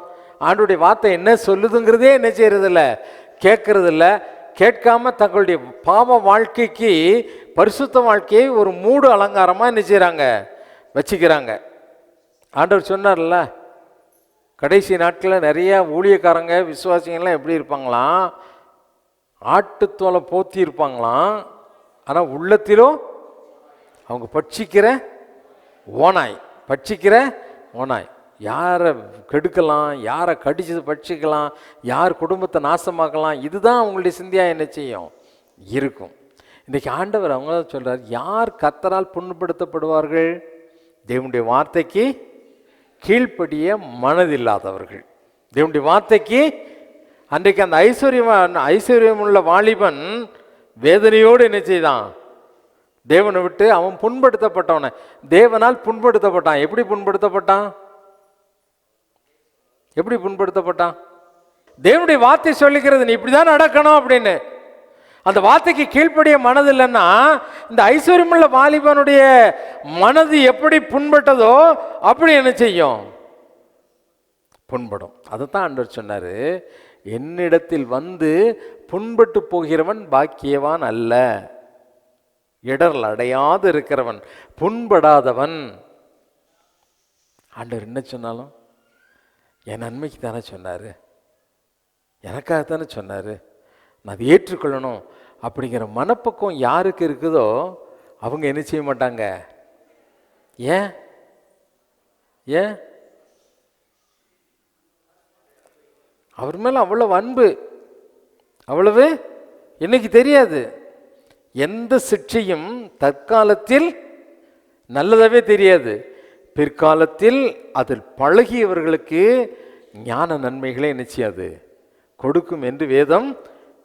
தேவனுடைய வார்த்தையை கேட்காம, தேவனுடைய வார்த்தை கேட்காம, தாய் தகப்பனுக்கு கீழ்ப்படியாதபடி, தகப்பன் தாயுடைய வார்த்தைகளுக்கு செவி கொடுக்காதபடி, எனக்கெல்லாம் தெரியும் அப்படின்னு சொல்லிட்டு போனோன்னு சொன்னால் நம்ம வாழ்க்கையில் நினைச்ச முடியாது, ஆசீர்வாதத்தை கண்டுகொள்ளவே முடியாது, ஆசீர்வாதத்தை கண்டுகொள்ளவே முடியாது. தேவனுடைய வார்த்தை உன்னை சிட்சித்து சொல்லும்போது நீ இப்படி நடக்கக்கூடாது, இப்படி செய்யக்கூடாது, ஆலயத்துக்குள்ளே வந்து பரிசுத்தமான இடம், இந்த பரிசுத்தமான இடத்துக்குள்ளே நீ பரிசுத்த சிந்தனையோடு என்ன செய்யணும், உள்ளே வரும்போதே என்ன இருக்கணுமா, பரிசுத்த அலங்காரத்தோடு வந்து கர்த்தரை என்ன செய்யணும், தொழுது கொள்ள வேண்டும். காலையில் நான் ஆண்டவர்கிட்ட கேட்குறது தான், அந்த ஞாயிற்றுக்கிழமை ஆச்சுன்னா, ஆண்டவரே எனக்கு பரிசுத்த அலங்காரத்தை தாங்கப்பா, குளிக்கும் போதே என்ன செய்யுது, பரிசுத்த அலங்காரத்தை தாங்க, தலை சீவும் போது என்ன செய்யுது, பரிசுத்த அலங்காரத்தை, எண்ணெய் தேய்க்கும் போது எல்லாம் நல்லதுக்கு தான், தலை சீவுறதுக்கு எண்ணெய் தேய்க்கிறோம். நான் வந்து எண்ணெய் தேய்க்கிறேன், மூஞ்சி கீஞ்சி எல்லாம் எண்ணெய் தேய்ச்சிருன்னு வச்சுக்கோ, நீ என்ன தேய்ப்ப, இந்த கையில் ஒரு க்ரீமு, இந்த கையில் ஒரு க்ரீமு, இங்கே ஒரு லிப்ஸ்டிக்கு, இங்கே ஒரு ஐப்ரோ எல்லாம் போட்டு, நெயில் பாலிஷ் கலர் இருந்ததுன்னா அந்த கலர்லாம் எடுத்துட்டு இன்னொரு கலரு, வாரத்துக்கு ஒரு கலரு, இதெல்லாம் அடிக்கிற, இது ஒரு அலங்காரம் பண்ணிட்டு போ, நல்லா கவனி. ஆனால் வர்றவங்களுக்கு என்ன இல்லை, சில பேர் திருவிருந்துக்கு வரும்போதே என்ன பேண்ட் சட்டை தான் போடுவாங்க, வெள்ளை பேண்ட் சட்டை தான் போடுவாங்க. ஏன்னா நாங்கள் திருவிருந்துக்கு போகிறோம், அலங்காரம், அதாவது பரிசுத்த அலங்காரம் அவங்களுக்கு. எது ஆடை மாற்றிக்கொள்வது, ஆனால் உள்ளம் தேவனை உண்மையாய் தேடுவதிலோ தேவனை ஆராதிப்பதிலோ அந்த உள்ளம் ரெடியாக இல்லை. பரிசுத்த அலங்காரம் என்பது வெளிப்படையாய் காணப்படக்கூடியது அல்ல, நீட்னஸ் இருக்கணும், டீசன்சி இருக்கணும், உண்மைதான், சரிதானா. நான் சர்ச்சுக்கு வரேன் அப்படின்னா, பாஸ்டர் வரேன்னா நல்ல சாக்ஸ் போட்டு டை கட்டி வந்து நிற்கிறேன், பாஸ்டர் அப்படின்னு தெரியணுங்கிறக்கா என்ன செய்கிறேன், திருவிருந்துன்னா என்ன செய்கிறேன், ஒரு அங்கேயே போட்டுக்கிறேன், சாவுன்னா கல்யாணம்னா என்ன செய்கிறேன், ஒரு அங்கேயே போட்டுக்கிறேன். அது வந்து பரிசுத்த அலங்காரம் கிடையாது, அது வெளிப்படையாய் நீ யார் என்பதை குறிக்கக்கூடிய ஒரு அடையாளம், அவ்வளோதான். லாயர்னா என்ன செய்கிறான், வெள்ளை சட்டை போட்டு கருப்பு கோட்டை போட்டு கழுத்தில் ஒரு கருப்பாக என்ன செய்கிறான், ஒரு டையை ஒரு போவை என்ன செய்கிறான், கெட்டிக்கிறான். இல்லை டாக்டர்னா என்ன செய்கிறான், வெள்ளை கோட்டு போட்டு கழுத்தில் என்னது போட்டுக்கிடுறாங்க, ஆமாம் கயிறை போட்டுக்கிடுறான்னு சொல்லிடுறாங்க, ஸ்டெதஸ்கோப் என்ன செய்கிறாங்க போட்டுக்கிறாங்க. இதெல்லாம் அடையாளம், இதெல்லாம் அவங்களுக்கு என்னது அடையாளம், சரிதானா. பரிசுத்த அடையாளம் அல்ல, பரிசுத்த அலங்காரம் என்பது அது உள்ள காணப்படுகிறது, உள்ள. ஆமாம், அது தாழ்மை, மனதுருக்கம், தேவன் மீது அன்பு, சரிதானா. இந்த அலங்காரம் காலையில் நம்ம ஆண்டவர்கிட்ட கேட்கணும், ஆண்டவரே பரிசுத்த அலங்காரத்தை தாங்க, உண்மை பரிசுத்த அலங்காரத்தோடு நீங்கள் ஆண்டவர் சொல்லியிருக்காருல்ல, பரிசுத்த அலங்காரத்தோடு உங்களை தொழுது கொள்ளணும்ப்பா, உள்ளே எந்த அசுத்தமே என்ன செய்யக்கூடாது, இருக்கக்கூடாது, என்ன செய்யக்கூடாது, இருக்கக்கூடாது. நம்மை அறியாமலே அன்றைக்கி விருந்து வீட்டில் சாப்பிட்டுட்டு நல்ல லைட் கலர் ஷர்ட்டு போட்டிருந்தேன், சிஸ்டர் திடீர்னு வந்தால் நல்லா சாப்பிட்டீங்க, கரெக்டு தான், ஆனால் இங்கெல்லாம் ஏன் சாம்பார் ஒழுக்கியிருக்கீங்க. அதுக்கப்புறம் தான் பார்க்க, ஆஹா சாம்பார் சுரண்டி சுரண்டி பார்த்தாலே என்ன செய்ய மாட்டேங்குது. நமக்கே தெரியாமல் திங்கிற ஆத்திரத்தில் எங்கே கொட்டிடுறோம், மேலே கொட்டி கீழே கொட்டி தாடியில் கொட்டி என்ன செய்கிறோம், சாப்பிட்டுட்டு வந்துடுறோம். இன்றைக்கி நம்மையே அறியாமல் அநேக அசுத்தங்கள் நமக்குள்ளே என்ன செய்யுது, நம்முடைய சிந்தையில் நம்முடைய மைண்டில் ரெக்கார்ட் ஆகி போயிருக்குது. சில பாவங்கள்லாம் அது ரீகேப் ஆகிக்கிட்டே இருக்கும். சில பாவங்கள் சின்ன வயசில் செய்த பாவங்கள் கூட நம்ம அந்த மூளையில் வந்து கண்ணுக்கு நிச்சயம் ஃபில்ம் மாதிரி நிச்சயம் வரும், எல்லாருக்குமே அது வரும். நம்ம சின்ன வயசில் இப்படி ஒரு தப்பு செய்தோமே அப்படின்னா சில பேர் அது இன்பமாய் அசை போட்டுக்கிடுவாங்க. சில பேருக்கு ஆண்டவரே இது என்ன சின்ன வயசில் செய்த பாவம் என் சிந்தையில் வந்துக்கிட்டே இருக்குது அப்படின்னு சொல்லிட்டு அதை அகற்றுவதற்கு நாம் என்ன செய்யணும், ஆமாம் தேவனுடைய சமூகத்தில் வந்து அதான் ஆண்டவர் சொன்னார், தன் பாவங்களை மறைக்கிறவன் வாழ்வடைய மாட்டான், அவைகளை அறிக்கை செய்து விட்டு விடுகிறவனோ இரக்கம் பெறுவான். அல்லேலூயா. இயேசு கிறிஸ்துவின் ரத்தம் சகல பாவங்களையும் டெலீட் பண்ணி உனக்கு ரீசெட் பண்ணி என்ன செய்யும்? ஆமாம், அதுதான் சகல பாவங்களை இன்னைக்கு சுத்திகரிக்கும். அப்படின்னா அது வாழ்க்கையை ரீசெட் பண்ணிடும். உன்னுடைய சிந்தை பரிசுத்தமாகும், உன்னுடைய பார்வை பரிசுத்தமாகும், உன்னுடைய நடக்கைகள், உன்னுடைய செயல்கள் எல்லாவற்றிலும் பரிசுத்தம். அதுதான் ஆண்டவர் சொன்னார், தேவனுடைய வார்த்தை என்ன சொல்லுகிறதோ இந்த வார்த்தைக்கு கீழ்ப்படியாதவன் தேவனால் புண்படுத்தப்பட்டவனாக தான் இந்த ஆலயத்தை விட்டு போகும்போதே என்ன செய்வான்? அவனுக்குள்ள மெய்யான மகிழ்ச்சி நிச்சயம் அது இருக்கவே இருக்காது. மெய்யான மகிழ்ச்சி இருக்கவே இருக்காது. இன்னும் சில பேர் பாருங்க, சிலுவையில் ஆண்டவர் அறையும் பொழுது அந்த அதிகாரிகள், நம்ம லூக்கா 23:35-39 வசனத்தெல்லாம் வாசிக்கும் பொழுது, அவரை சிலுவையில் அறைந்த அதிகாரிகள் அந்த சிலுவை அடிவாரத்தில் செக்கிங்காக வந்து நிற்கிறாங்க. அவர் எப்படி மறிக்கிறார், எப்படி அவரை கரெக்டாக அந்த தண்டனை நிறைவேற்றுறாங்களா அப்படின்னு பார்க்குறதுக்காக அதிகாரிகள் வந்து நின்றார்களாம். இந்த அதிகாரிகள் என்ன சொன்னாங்க?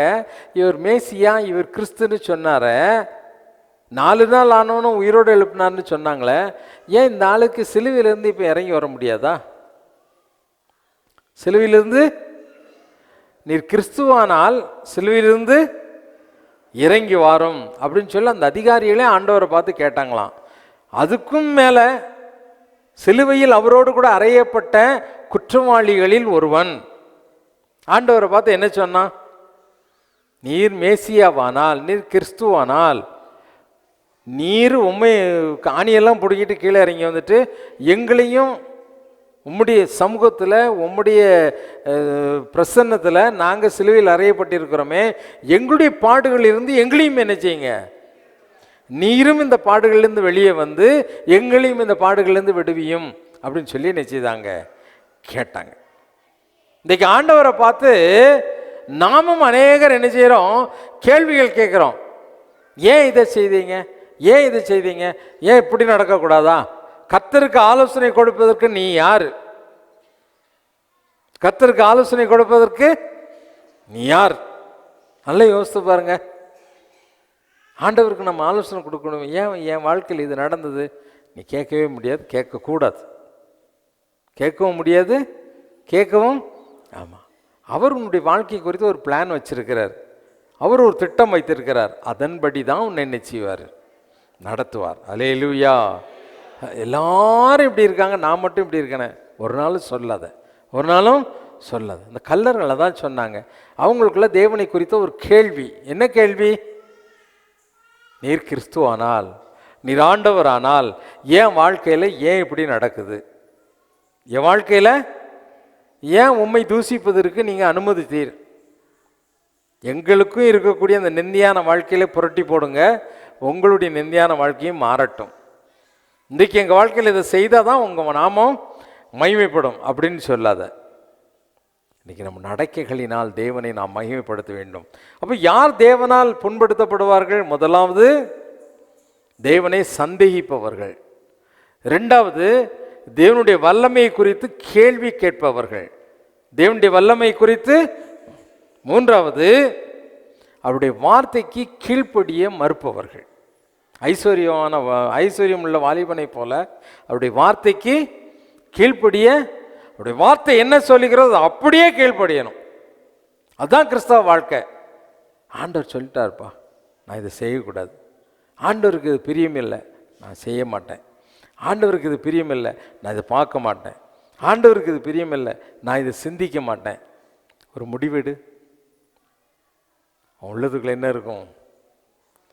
ஆண்டவர் எப்படி எந்த பாதையில் நடத்தாலும் உனக்குள்ள அவரை குறித்த ஒரு அன்பும் ஒரு மகிழ்ச்சியும் தான் என்ன செய்யும்? பெருக்கெடுத்து ஓடும். யார் தேவனால் புண்படுத்தப்படாதவங்க? தேவனுடைய கிரியைகளை அறிந்தவர்கள் தேவனிடத்தில் என்ன செய்ய மாட்டாங்க?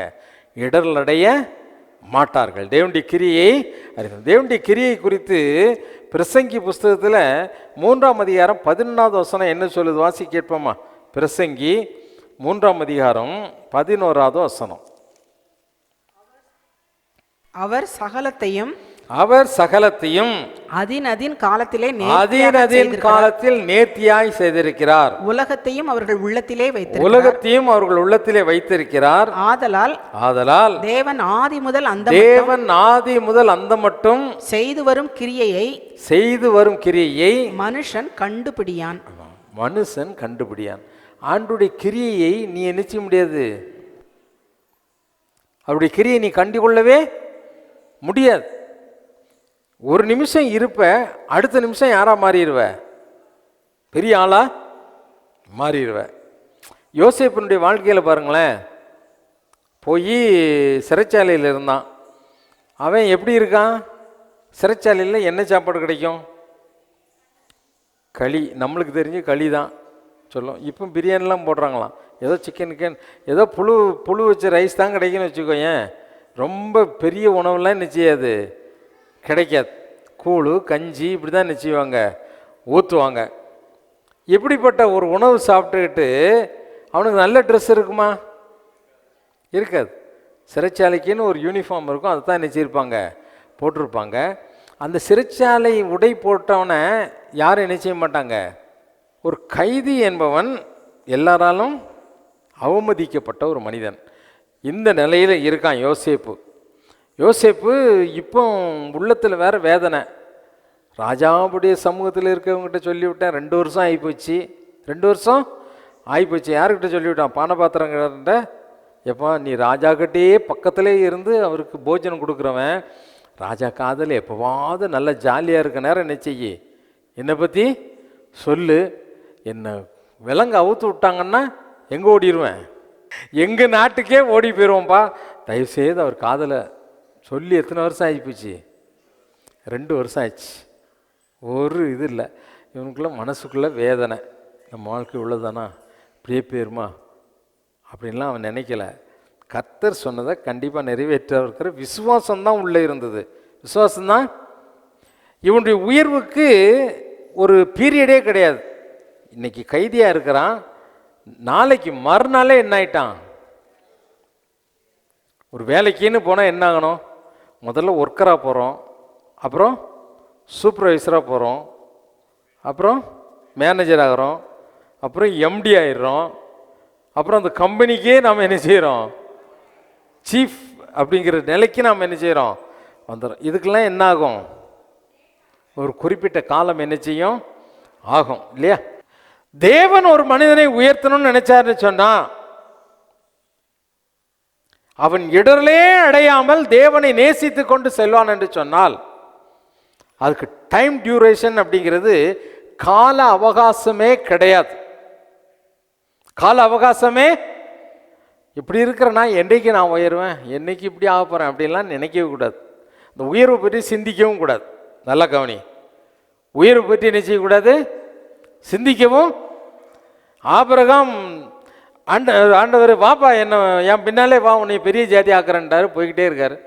போயிட்டு இருக்கும்போது பொண்டாட்டியை தூக்கிட்டு போயிட்டாங்க. அவர் தோந்து கேட்குறேன், எப்பா அவன் பொண்டாட்டியை தூக்கிட்டு போயிட்டான்? அவர் இருக்கார், பார்த்துக்கிடுவார்ப்பா. ஆண்டவர் எல்லாம் பார்த்துக்கிடுவார். அவர் பார்த்துக்கிட்டாரு. பொண்டாட்டி அங்கே போயிட்டு அப்படியே பத்தினியாக எங்கே வரா? எவன் கையும் அவன் மேலே படாமல், அவன் துணி மேலே கூட அவன் யாருடைய கையும் படாமல் வரும்போது என்ன வருது? ஒட்டகம், ஆடு, மாடு, கிஃப்டோட யார் வாரா? சாரால் வாரா. தேவன் ஒவ்வொருத்தரையா பிடிங்கி என்ன செய்தார்? அவனுக்கு கொடுத்துக்கிட்டே இருந்தார். யாரும் கொடுக்கறத சில நேரம் என்ன செய்ய மாட்டார், எவனாவது எனாமா கொடுத்தா வாங்க மாட்டார். ஆனால் தேவன் கொடுக்குறாருன்னா அவருக்கு தெரியும் இது ஆண்டவரால் வருகிற ஆசீர்வாதம். யோசேப்பு அப்படிதான், ரொம்ப கீழான நிலையில் இருக்கான்.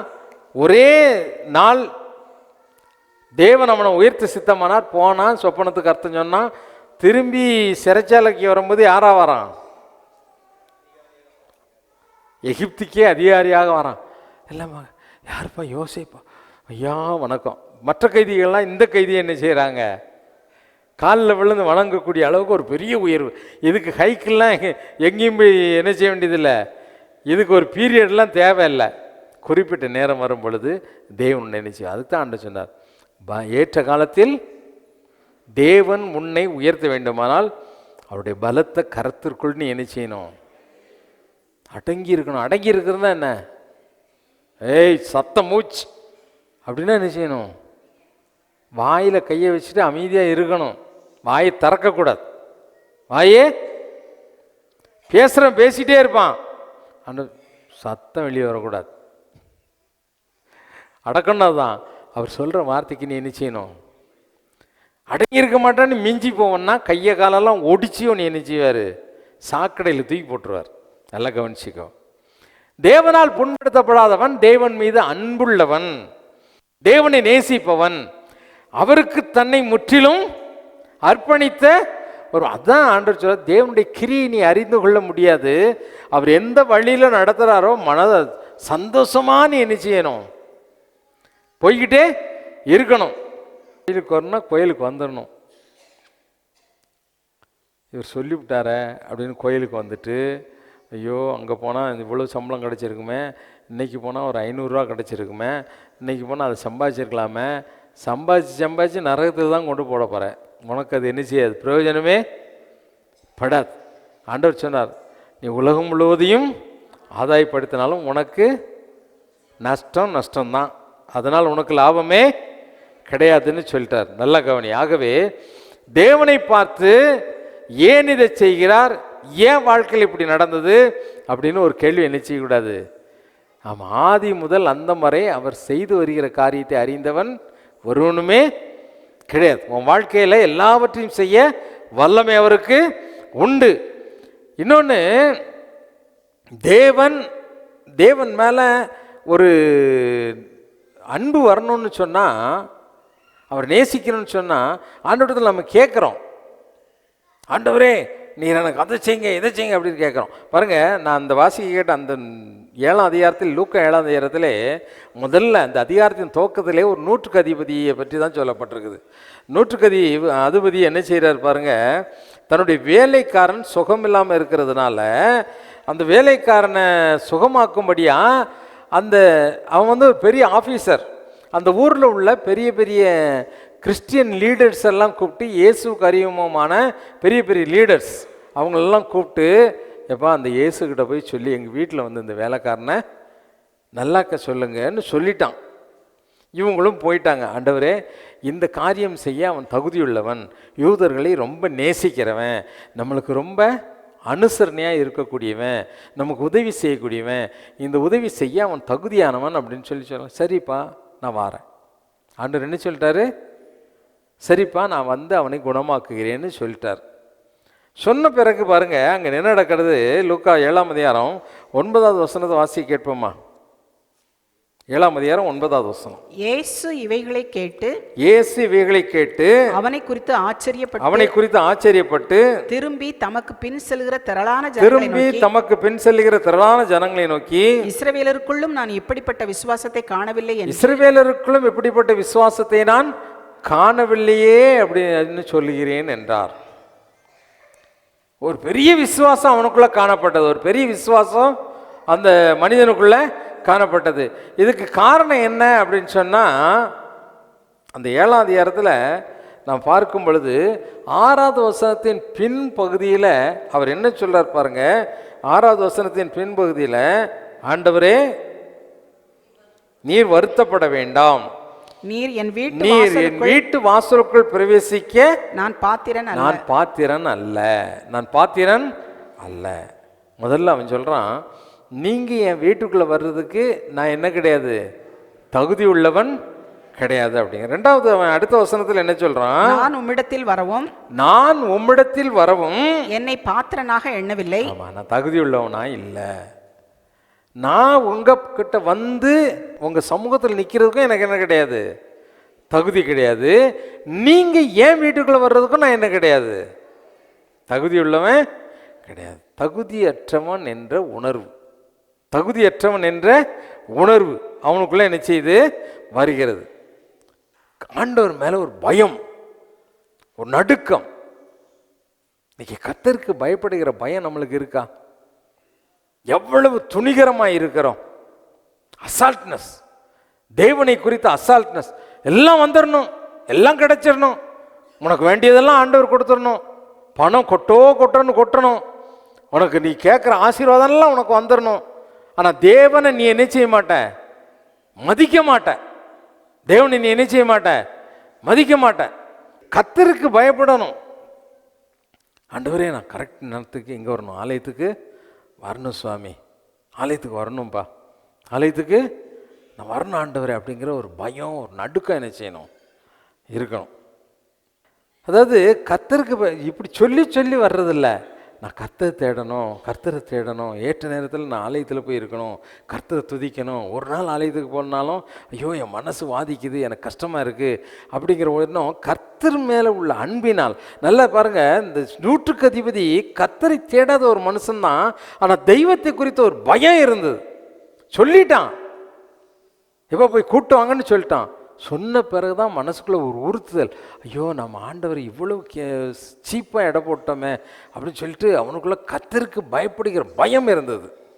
கர்த்தருக்கு பயப்படுகிற வாழ்க்கையில் தேவன் அற்புதத்தை செய்தார்னா சும்மா செய்யலை, விசுவாசத்தை பற்றி ஆண்டவர் பாராட்டுறாரு. ஆனால் அதுக்கு கீழே மறைவாய் அடிப்படையாய் காணப்பட்டதுன கர்த்தருக்கு பயப்படுகிற பயம். ரெண்டாவது அவன் சொல்கிறான், அந்த ஆண்டவர் என் வீட்டுக்குள்ளே வர்றதுக்கு நான் என்ன கிடையாது, தகுதி கிடையாது, அவர் சமூகத்தில் போய் நிற்கிறதுக்கும் எனக்கு என்ன கிடையாது. ஆமாம், தகுதியற்ற தன்மையை உணர்ந்துன்னா தன்னை எந்த அளவு தேவனுக்கு முன்பதாக தாழ்த்த முடியுமோ அந்த அளவுக்கு தாழ்த்த. அவங்ககிட்ட காணப்பட்டது தாழ்மையும் கர்த்தருக்கு பயப்படுகிற பயமும் இருந்துச்சு. உனக்கு இருக்கா? வேதம் சொல்கிறது தாழ்மைக்கும் கர்த்தருக்கு பயப்படுதலுக்கும் வருகிறது என்னவா? அதில் 2-3 சொல்லியிருக்கு. ஆனால் கடைசியில் சொல்லும்போது ஜீவன் உண்டாகுமா. தாழ்மைக்கும் நீதிமொழிகளில் வாசி கேட்போமா அந்த வசனத்தை? தாழ்மைக்கும் கர்த்தருக்கு பயப்படுதலுக்கும் வரும் பலன் ஐஸ்வர்யம் மகிமை ஜீவனுமாம். ஜீவன். அல்லேலூயா. ஐஸ்வர்யம் மகிமையை தேடுறான், ஜீவன் என்ன செய்யறது இல்லை, தேடுறது இல்லை. இன்னைக்கு அவனுக்கு ஜீவன் போயிட்டு இருக்குது. வேலைக்காரன் மரண அவஸ்தையாக இருக்கான், இன்னும் கொஞ்ச நேரத்தில் செத்து போயிடுவான், மரண அவஸ்தை. ஆனால் இவனுக்கு தாழ்மையும் கர்த்தருக்கு பயப்படுதலும் இருந்ததுனால, ஆண்டவரை விசுவாசிக்கக்கூடிய விசுவாசம் இருந்ததுனால ஒரே ஒரு வார்த்தை சொன்னான், அந்த ஆண்டவர் அங்கே இருந்து ஒரு வார்த்தை சொல்லட்டும், என் வேலைக்காரன் என்ன செய்வான், பிழைச்சிருவான். என் வேலைக்காரன். அது எதை காட்டுது? தாழ்மையும் கர்த்தருக்கு பயப்படுகிற பயமும் இருந்ததுனால தான் அவனுக்கு ஆண்டவர் மேலே என்ன வந்தது, விசுவாசம் வந்தது. அல்லேலூயா, அல்லேலூயா. இன்னைக்கு நீ கர்த்தரை விசுவாசிக்கக்கூடிய அந்த விசுவாசம் உனக்கு வர வேண்டுமானால் கர்த்தருக்கு முன்னால் நீ எவ்வளவு தாழ்த்த முடியுமோ அவ்வளவு நீ என்ன செய்யணும், தாழ்த்த வேண்டும். கர்த்தருக்கு நீ பயப்படுகிற பயத்திற்கு உன்னை நீ என்ன செய்யணும், ஒப்பு கொடுக்க வேண்டும், ஒப்பு கொடுக்க வேண்டும். ஆண்டவர் எல்லாவற்றையும் அறிந்தவர், யாரையும் புண்பட வைக்க மாட்டார், யாரையும் என்ன செய்ய மாட்டார், புண்பட வைக்க மாட்டார். நம்முடைய தேவைகள் எல்லாம் அவர் அறிந்திருக்கிறார். நமக்கு எப்போ எந்த நேரம் எதை செய்யணும், யாருக்கு எதை செய்யணுங்கிறது ஆண்டவருக்கு நல்லாவே தெரியும். அதே அற்புதத்துக்கு அடுத்தப்பில் அதே அதிகாரத்தில் என்ன அற்புதம் நடக்குது? நாயின்கிற ஒரு ஊர் வழியாக நினைச்சாரு, அவர் கிராஸ் பண்ணி போகிறார், இந்த காரியத்தை செய்துட்டு போகிறார். போகும்போது ஒரு பாடியை பாடையில் தூக்கிட்டு போகிறாங்க, ஒரு பணத்தை என்ன செய்கிறாங்க, தூக்கிட்டு போகிறாங்க. தூக்கிட்டு போகும்போது பின்னால் ஒரு அம்மா என்ன செய்கிறாங்க, அழுதுட்டு போகிறாங்க. உண்மையிலே அவங்க அழுத்து அங்கலாய்க்கிறது பார்த்தோன்னே ஒரு மனம் உடைந்து, என்னப்பா யாருப்பான்னு விசாரிக்கிறார். உடனே எல்லோரும் சொல்கிறாங்க, அந்த வாலிபனுக்கு திருமணம் ஆகலை, ஒரே ஒரு அம்மா தான் இருக்கிறாங்க, அப்பா கிடையாது, சகோதர சகோதரிகள் கிடையாது. இந்த அம்மாவை காப்பாற்றினதே அந்த ஒரு பையன்தான், அவனும் இறந்துட்டான், அவங்க ரொம்ப கஷ்டத்தில் இருக்கிறாங்க என்று அந்த தேவைகளை ஆண்டவரிடத்தில் சொன்ன பொழுது ஆண்டவர் என்ன செய்தார், அந்த அம்மாவுடைய கண்ணீரை துடைக்கும் வண்ணமாக பாடையை நிறுத்த சொல்லி வாலிபனே எழுந்துரு என்று சொன்னார். உடனே வாலிபன் என்ன செய்தான், எழுந்திருந்தான். இன்றைக்கு உன்னுடைய தேவை என்ன என்பது அவருக்கு நல்லாவே தெரியும். உன்னை என்ன நிலைமையில் வைக்க வேண்டும், எந்த பாதையில் நடத்த வேண்டும் என்பது அவருக்கு நல்லாவே தெரியும். அந்த பாதைக்கு உன்னை நீ என்ன செய்ய வேண்டும், விட்டு கொடுக்க வேண்டும். அந்த பாதைக்கு உன்னை நீ விட்டு கொடுக்க வேண்டும்.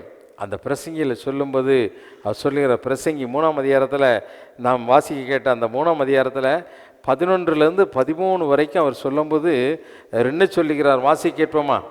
அவர் சகலத்தையும் அதினதின் காலத்திலே அவர் சகலத்தையும் அதினதின் காலத்திலே நேர்த்தியாக செய்திருக்கிறார். நேர்த்தியாக செய்கிற தேவன் அவர். உலகத்தையும் அவர்கள் உள்ளத்திலே வைத்திருக்கிறார். உலகத்தையும் அவர்கள் உள்ளத்திலே வைத்திருக்கிறார். அதனால் தேவன் ஆதி முதல் அந்த மட்டும் செய்து வரும் கிரியையை ஆதி முதல் அந்த மட்டும் செய்து வரும் கிரியை மனுஷன் கண்டுபிடியான். ஆதி முதல் அந்த மட்டும்னா உலக துவக்கத்திலிருந்து உலக கடைசி வரைக்கும் இல்லை. உனக்கு ஆதி எது? உனக்கு ஆதி எது? உன்னுடைய பிறப்பு இல்லை கருவில் உருவானது. ஆதி முதல் அந்தம் என்பது மரணம் இல்லை. ஆதி முதல் அந்த வரைக்கும் உன்னுடைய வாழ்க்கையில் உன்னுடைய துவக்கம் முதல் முடிவு வரைக்கும் தேவன் செய்து வருகிற கிரியையை மனுஷனால என்ன செய்ய முடியாது. ஏன் என்று நீ கேட்கக்கூடாது. ரெண்டாவது பாருங்க, ஆண்டவர் 12ஆம் வசனத்தில் என்ன சொல்லுகிறார்? மகிழ்ச்சியாய் இருப்பதும் மகிழ்ச்சியாய் இருப்பதும் உயிரோடு இருக்கையில் நன்மை செய்வதும் உயிரோடு இருக்கையில் நன்மை செய்வதுமே அல்லாமல் வேறு ஒரு நன்மையும் மனுஷனுக்கு இல்லை என்று அறிந்தேன். நன்மை என்னது? எப்படி இருக்கணுமா? Be happy always. எப்படி இருக்கணுமா? Be happy always. ஆண்டவர் நம்முடைய தேவைகள், நம்முடைய கண்ணீர் எல்லாம் அவருக்கு தெரியும். வாழ்க்கையில் துவக்கத்திலேருந்து கடைசி வரைக்கும் என்ன நடந்தாலும் அதை என்ன செய்யுங்க? மகிழ்ச்சியாக ஏற்றுக்கொள்ள பழகுங்க. மகிழ்ச்சியா அதான் சொன்னார். எப்பொழுதும் எல்லாவற்றுக்காகவும் பிதாவாகி தேவனை நாம் என்ன செய்யணுமா? ஸ்தோத்தரிக்க வேண்டும். அதுதான் யோபு செய்தார். கர்த்தர் கொடுத்தார், ஸ்தோத்திரம். மகிழ்ச்சியாக இருந்தார், ஹாப்பியாக இருந்தார். அவன் சிறைச்சாலையில் போய் இருந்துட்டு என்ன செய்தான்? உடம்புலாம் வலிக்க, ஆண்டவரே இப்படி கொண்டு விட்டுரு அப்படின்லாம் அழலை. ஆண்டவரை துதிச்சு, ஆண்டவரே உம்மை போல ஒரு தேவன் இல்லை அப்படின்னு சொல்லி அவன் என்ன செய்தான்? தேவனை துதித்து பாட ஆரம்பித்தான். அல்லேலூயா. எது நடந்தாலும், வாழ்க்கையில் எப்படிப்பட்ட சூழ்நிலை இருந்தாலும், எந்த பாதையில் நீ போனாலும் தேவனை துதித்து கொண்டே இரு. அப்பந்தான் ஆண்டவர் உனக்கு பெரிய வெகுமதியை கொடுப்பார். என்ன வெகுமதி தெரியுமா? அதே பிரசங்கி அந்த அடுத்த வசனத்தை வாசிங்க. அன்றியும் மனுஷர் யாவரும் புசித்து குடித்து தங்கள் சகல பிரயாசத்தின் பலனையும் அனுபவிப்பது தேவனுடைய அனுக்கிரகம். அல்லேலூயா. அனுபவிப்பது தேவனுடைய, ஆமா, புசித்து குடித்து எல்லாவற்றையும் அனுபவிக்கிறதுக்குமே தேவனுடைய அனுக்கிரகம் இருந்தால் தான். அனுக்கிரகம் அப்படின்னா கிஃப்ட்டு. ஆங்கில வேதாமத்தில் இது என்ன போட்டிருக்குது? கிஃப்ட்டு. இன்றைக்கி நம்முடைய வாழ்க்கையில் தேவனுடைய அனுக்கிரகம், தேவனுடைய கிஃப்ட் என்ன தெரியுமா? நமக்கு கொடுத்ததை நாம் அனுபவிப்பது. நாம் வீடு கட்டியிருக்கோமா, அந்த வீட்டில் நல்ல சுகமாக இருந்து என்ன செய்யணும்? அனுபவிக்கணும். என்ஜாய்மெண்ட். இதுக்கு தேவனுடைய கிஃப்ட்டு, அது ஆண்டவர் கொடுக்கக்கூடிய வெகுமதி என்னென்னா, எல்லாவற்றையும் இந்த உலகத்தில் அனுபவிக்கிறதுக்கு தான் கொடுத்துருக்காரு. நீ நல்ல சேலை வாங்கினா அதை உடுத்திட்டு போகிறதுக்கு தான் கொடுத்துருக்காருல்ல, அப்படி தானே? நல்ல வாகனம் இருந்ததுன்னா அதை பிரயாணம் பண்ணுறதுக்கு தான் ஆண்டவர் நினச்சிருக்கிறாரு. உனக்கு கொடுத்ததை நீ அனுபவிக்க முடியாதபடி இருக்கன்னா அர்த்தம் என்ன? அனுபவிக்க முடியாமல் இருக்கன்னா, எல்லாரும் சாப்பிட்றாங்க, எல்லோரும் பாயசம் குடிக்காங்க, எல்லோரும் ஸ்டார் பிரியாணியில் போய் சாப்பிட்றாங்க, எனக்கு மட்டும்தான் இன்னும் முடியல, இதை சாப்பிட முடியல அப்படின்னா ஒரு துக்கம். அனுபவிக்காதவர்களுக்கு உள்ளத்துக்குள்ளே என்ன இருக்கும்? துக்கம் இருக்கும். என்ன இருக்கும்? துக்கம் இருக்கும். நல்ல கவனி. இன்றைக்கி தேவன் நம்மை மகிழச் செய்கிற தேவன். ஒரு நாளும் உன்னை வேதனைப்படுத்தி என்ன செய்ய மாட்டார்? பார்க்கவே மாட்டார். ஆனால் துக்கமான பாதையில் செல்லும் பொழுதும் நீ மகிழ்ச்சியோடு இருப்பது தான் தேவனுடைய ஒரு கிஃப்ட்டு. அதை நல்லா தெரிஞ்சிக்கோ. அவர் சங்கீதக்காரன் சொல்லும்போது அதான் சொல்கிறார், மரண இருளின் பள்ளத்தாக்கிலே போனாலும் நான் பயந்தெல்லாம் என்ன செய்ய மாட்டேன், பொல்லாப்புக்கு நான் பயப்பட மாட்டேன், ஏன்னா தேவர் என்னோடு கூட இருக்கிறீர். அல்லேலூயா. என் பிள்ளைங்கள்லாம் செத்து போனாங்க, என்னுடைய சொத்தெல்லாம் அழிஞ்சு போச்சுது, என்னுடைய சுகமும் என்னை விட்டு போயிடுச்சுது, கத்தரதை கொடுத்தாரு, அவர் எடுத்துக்கிட்டார், அவரை நான் ஸ்தோத்தரித்து கொண்டே இருப்பேன். உள்ளத்துக்குள்ள ஒரு மகிழ்ச்சி. அல்லேலூயா. என்னுடைய வேதனையெல்லாம் இருந்தாலும் நான் தேவனை துதிப்பது தான் எனக்கு ஒரு பெரிய பாக்கியம். உன்னால் துதிக்க முடியுமா? எப்பொழுதும் எல்லாவற்றுக்காக கர்த்தரை ஸ்தோத்திரிக்க முடியுமா? ஆண்டவரை பார்த்து சொல்ல, ஆண்டவரே நாங்கள் உம்மிடத்தில் இடரல் அடையாதபடி உண்மை நேசிக்கக்கூடிய தாங்க எல்லாம் முழங்கால் படிட்டு ஆண்டவருடைய சமூகத்தில் அவரை பார்த்து சொல்லுவோம். ஆண்டவரே உம்மில் இடரல் அடையாது இருக்கிற மனிதன் பாக்கியவான்னு சொன்னீங்க. எங்கள் வாழ்க்கையில் ஆண்டவரே உங்ககிட்ட வந்துட்டு நாங்கள் புண்பட்டு போகக்கூடாது, வேதனையோடு போகக்கூடாது, மகிழ்ச்சியாக இருப்பது தான் நீங்கள் கொடுக்குற கிஃப்ட்டு. அதை நான் பெற்றுக்கொள்ளணும். ஆண்டவரே எப்பொழுதும் மகிழ்ச்சியாக இருங்கன்னு சொன்னீங்க. எப்பொழுதும் எப்பொழுதும் எல்லாவற்றுக்காக ஸ்தோத்திரம் பண்ணிக்கிட்டே இருன்னு சொன்னீங்க. இப்படிலாம் நிறைய காரியத்தை சொல்லியிருக்கிறீங்க. எனக்குள்ள அந்த மகிழ்ச்சி, பெரும் மகிழ்ச்சி பொங்கி வரணும்ப்பா, பொங்கி வரணும். ஆண்டவரே எனக்கு நீங்கள் உதவி செய்யுங்க. அப்பா பார்த்து கேட்போம்மா, தேவனாகிய கர்த்தர் உனக்கு ஒரு பெரிய கிஃப்ட் கொடுத்துருக்காருன்னா அவருக்குள்ள நம்ம களி கூறுகிறது. சரீரத்தில் வேதனை இருக்கும், உள்ளத்தில் கவலை இருக்கும், மனசு பாரமாக தெரியும். ஆனால் உனக்குள்ள கர்த்தருடைய ஆவியானவர் வரும் பொழுது ஒரு களி கூறுதல், ஹல்லேலூயா, ஒரு களி கூறுதல், ஒரு மகிழ்ச்சி பீறிட்டு கொண்டு வரும். அது பரிசுத்த ஆவியினால் உண்டாகிற சந்தோஷம்.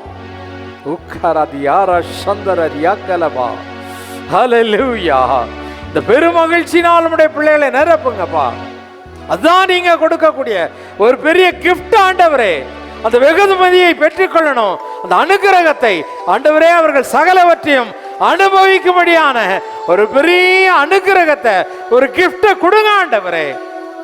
மகிழ்ச்சி என்ற அந்த கிஃப்டை நாங்க ஒவ்வொருவரும் பெற்றுக்கொள்ளணும்ப்பா. அதை இழந்துட்டோமே, இதை இழந்துட்டோமே, அது போயிடுச்சுதே, என் மனம் பாரமா இருக்குதே அப்படின்னு சொல்லக்கூடாது ஆண்டவரே.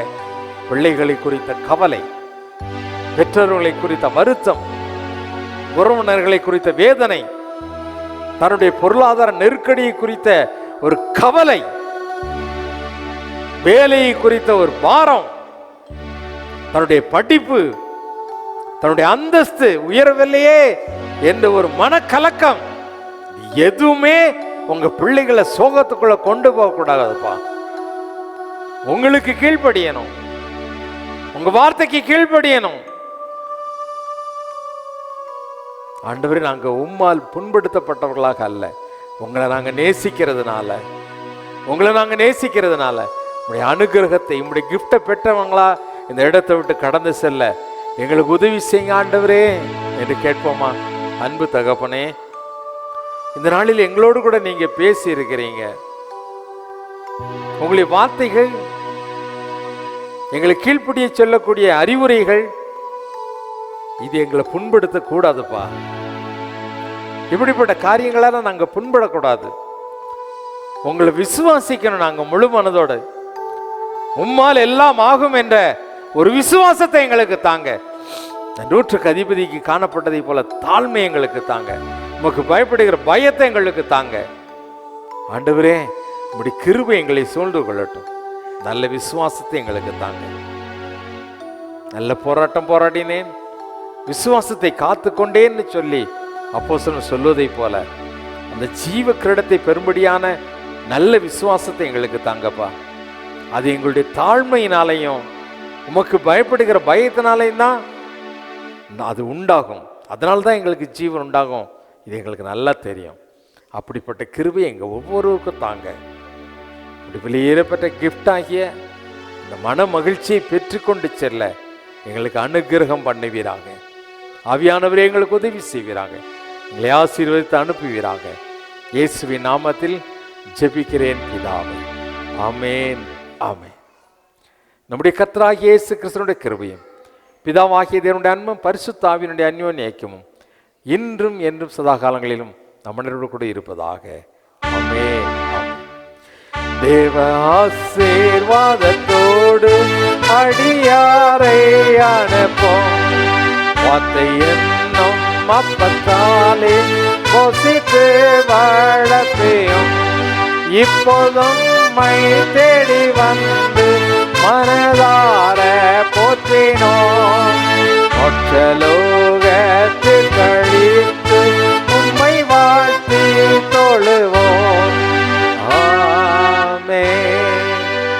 ஆத்துமாவே கர்த்தரை ஸ்தோத்திரி, என் முழு உள்ளமே அவருடைய பரிசுத்த நாமத்தை ஸ்தோத்திரி. என் ஆத்துமாவே கர்த்தரை ஸ்தோத்திரி, கர்த்தர் செய்த சகல உபகாரங்களை மறவாதே. ஆமென், ஆமென். ஹல்லேலூயா, ஹல்லேலூயா, ஹல்லேலூயா. God bless you. Amen.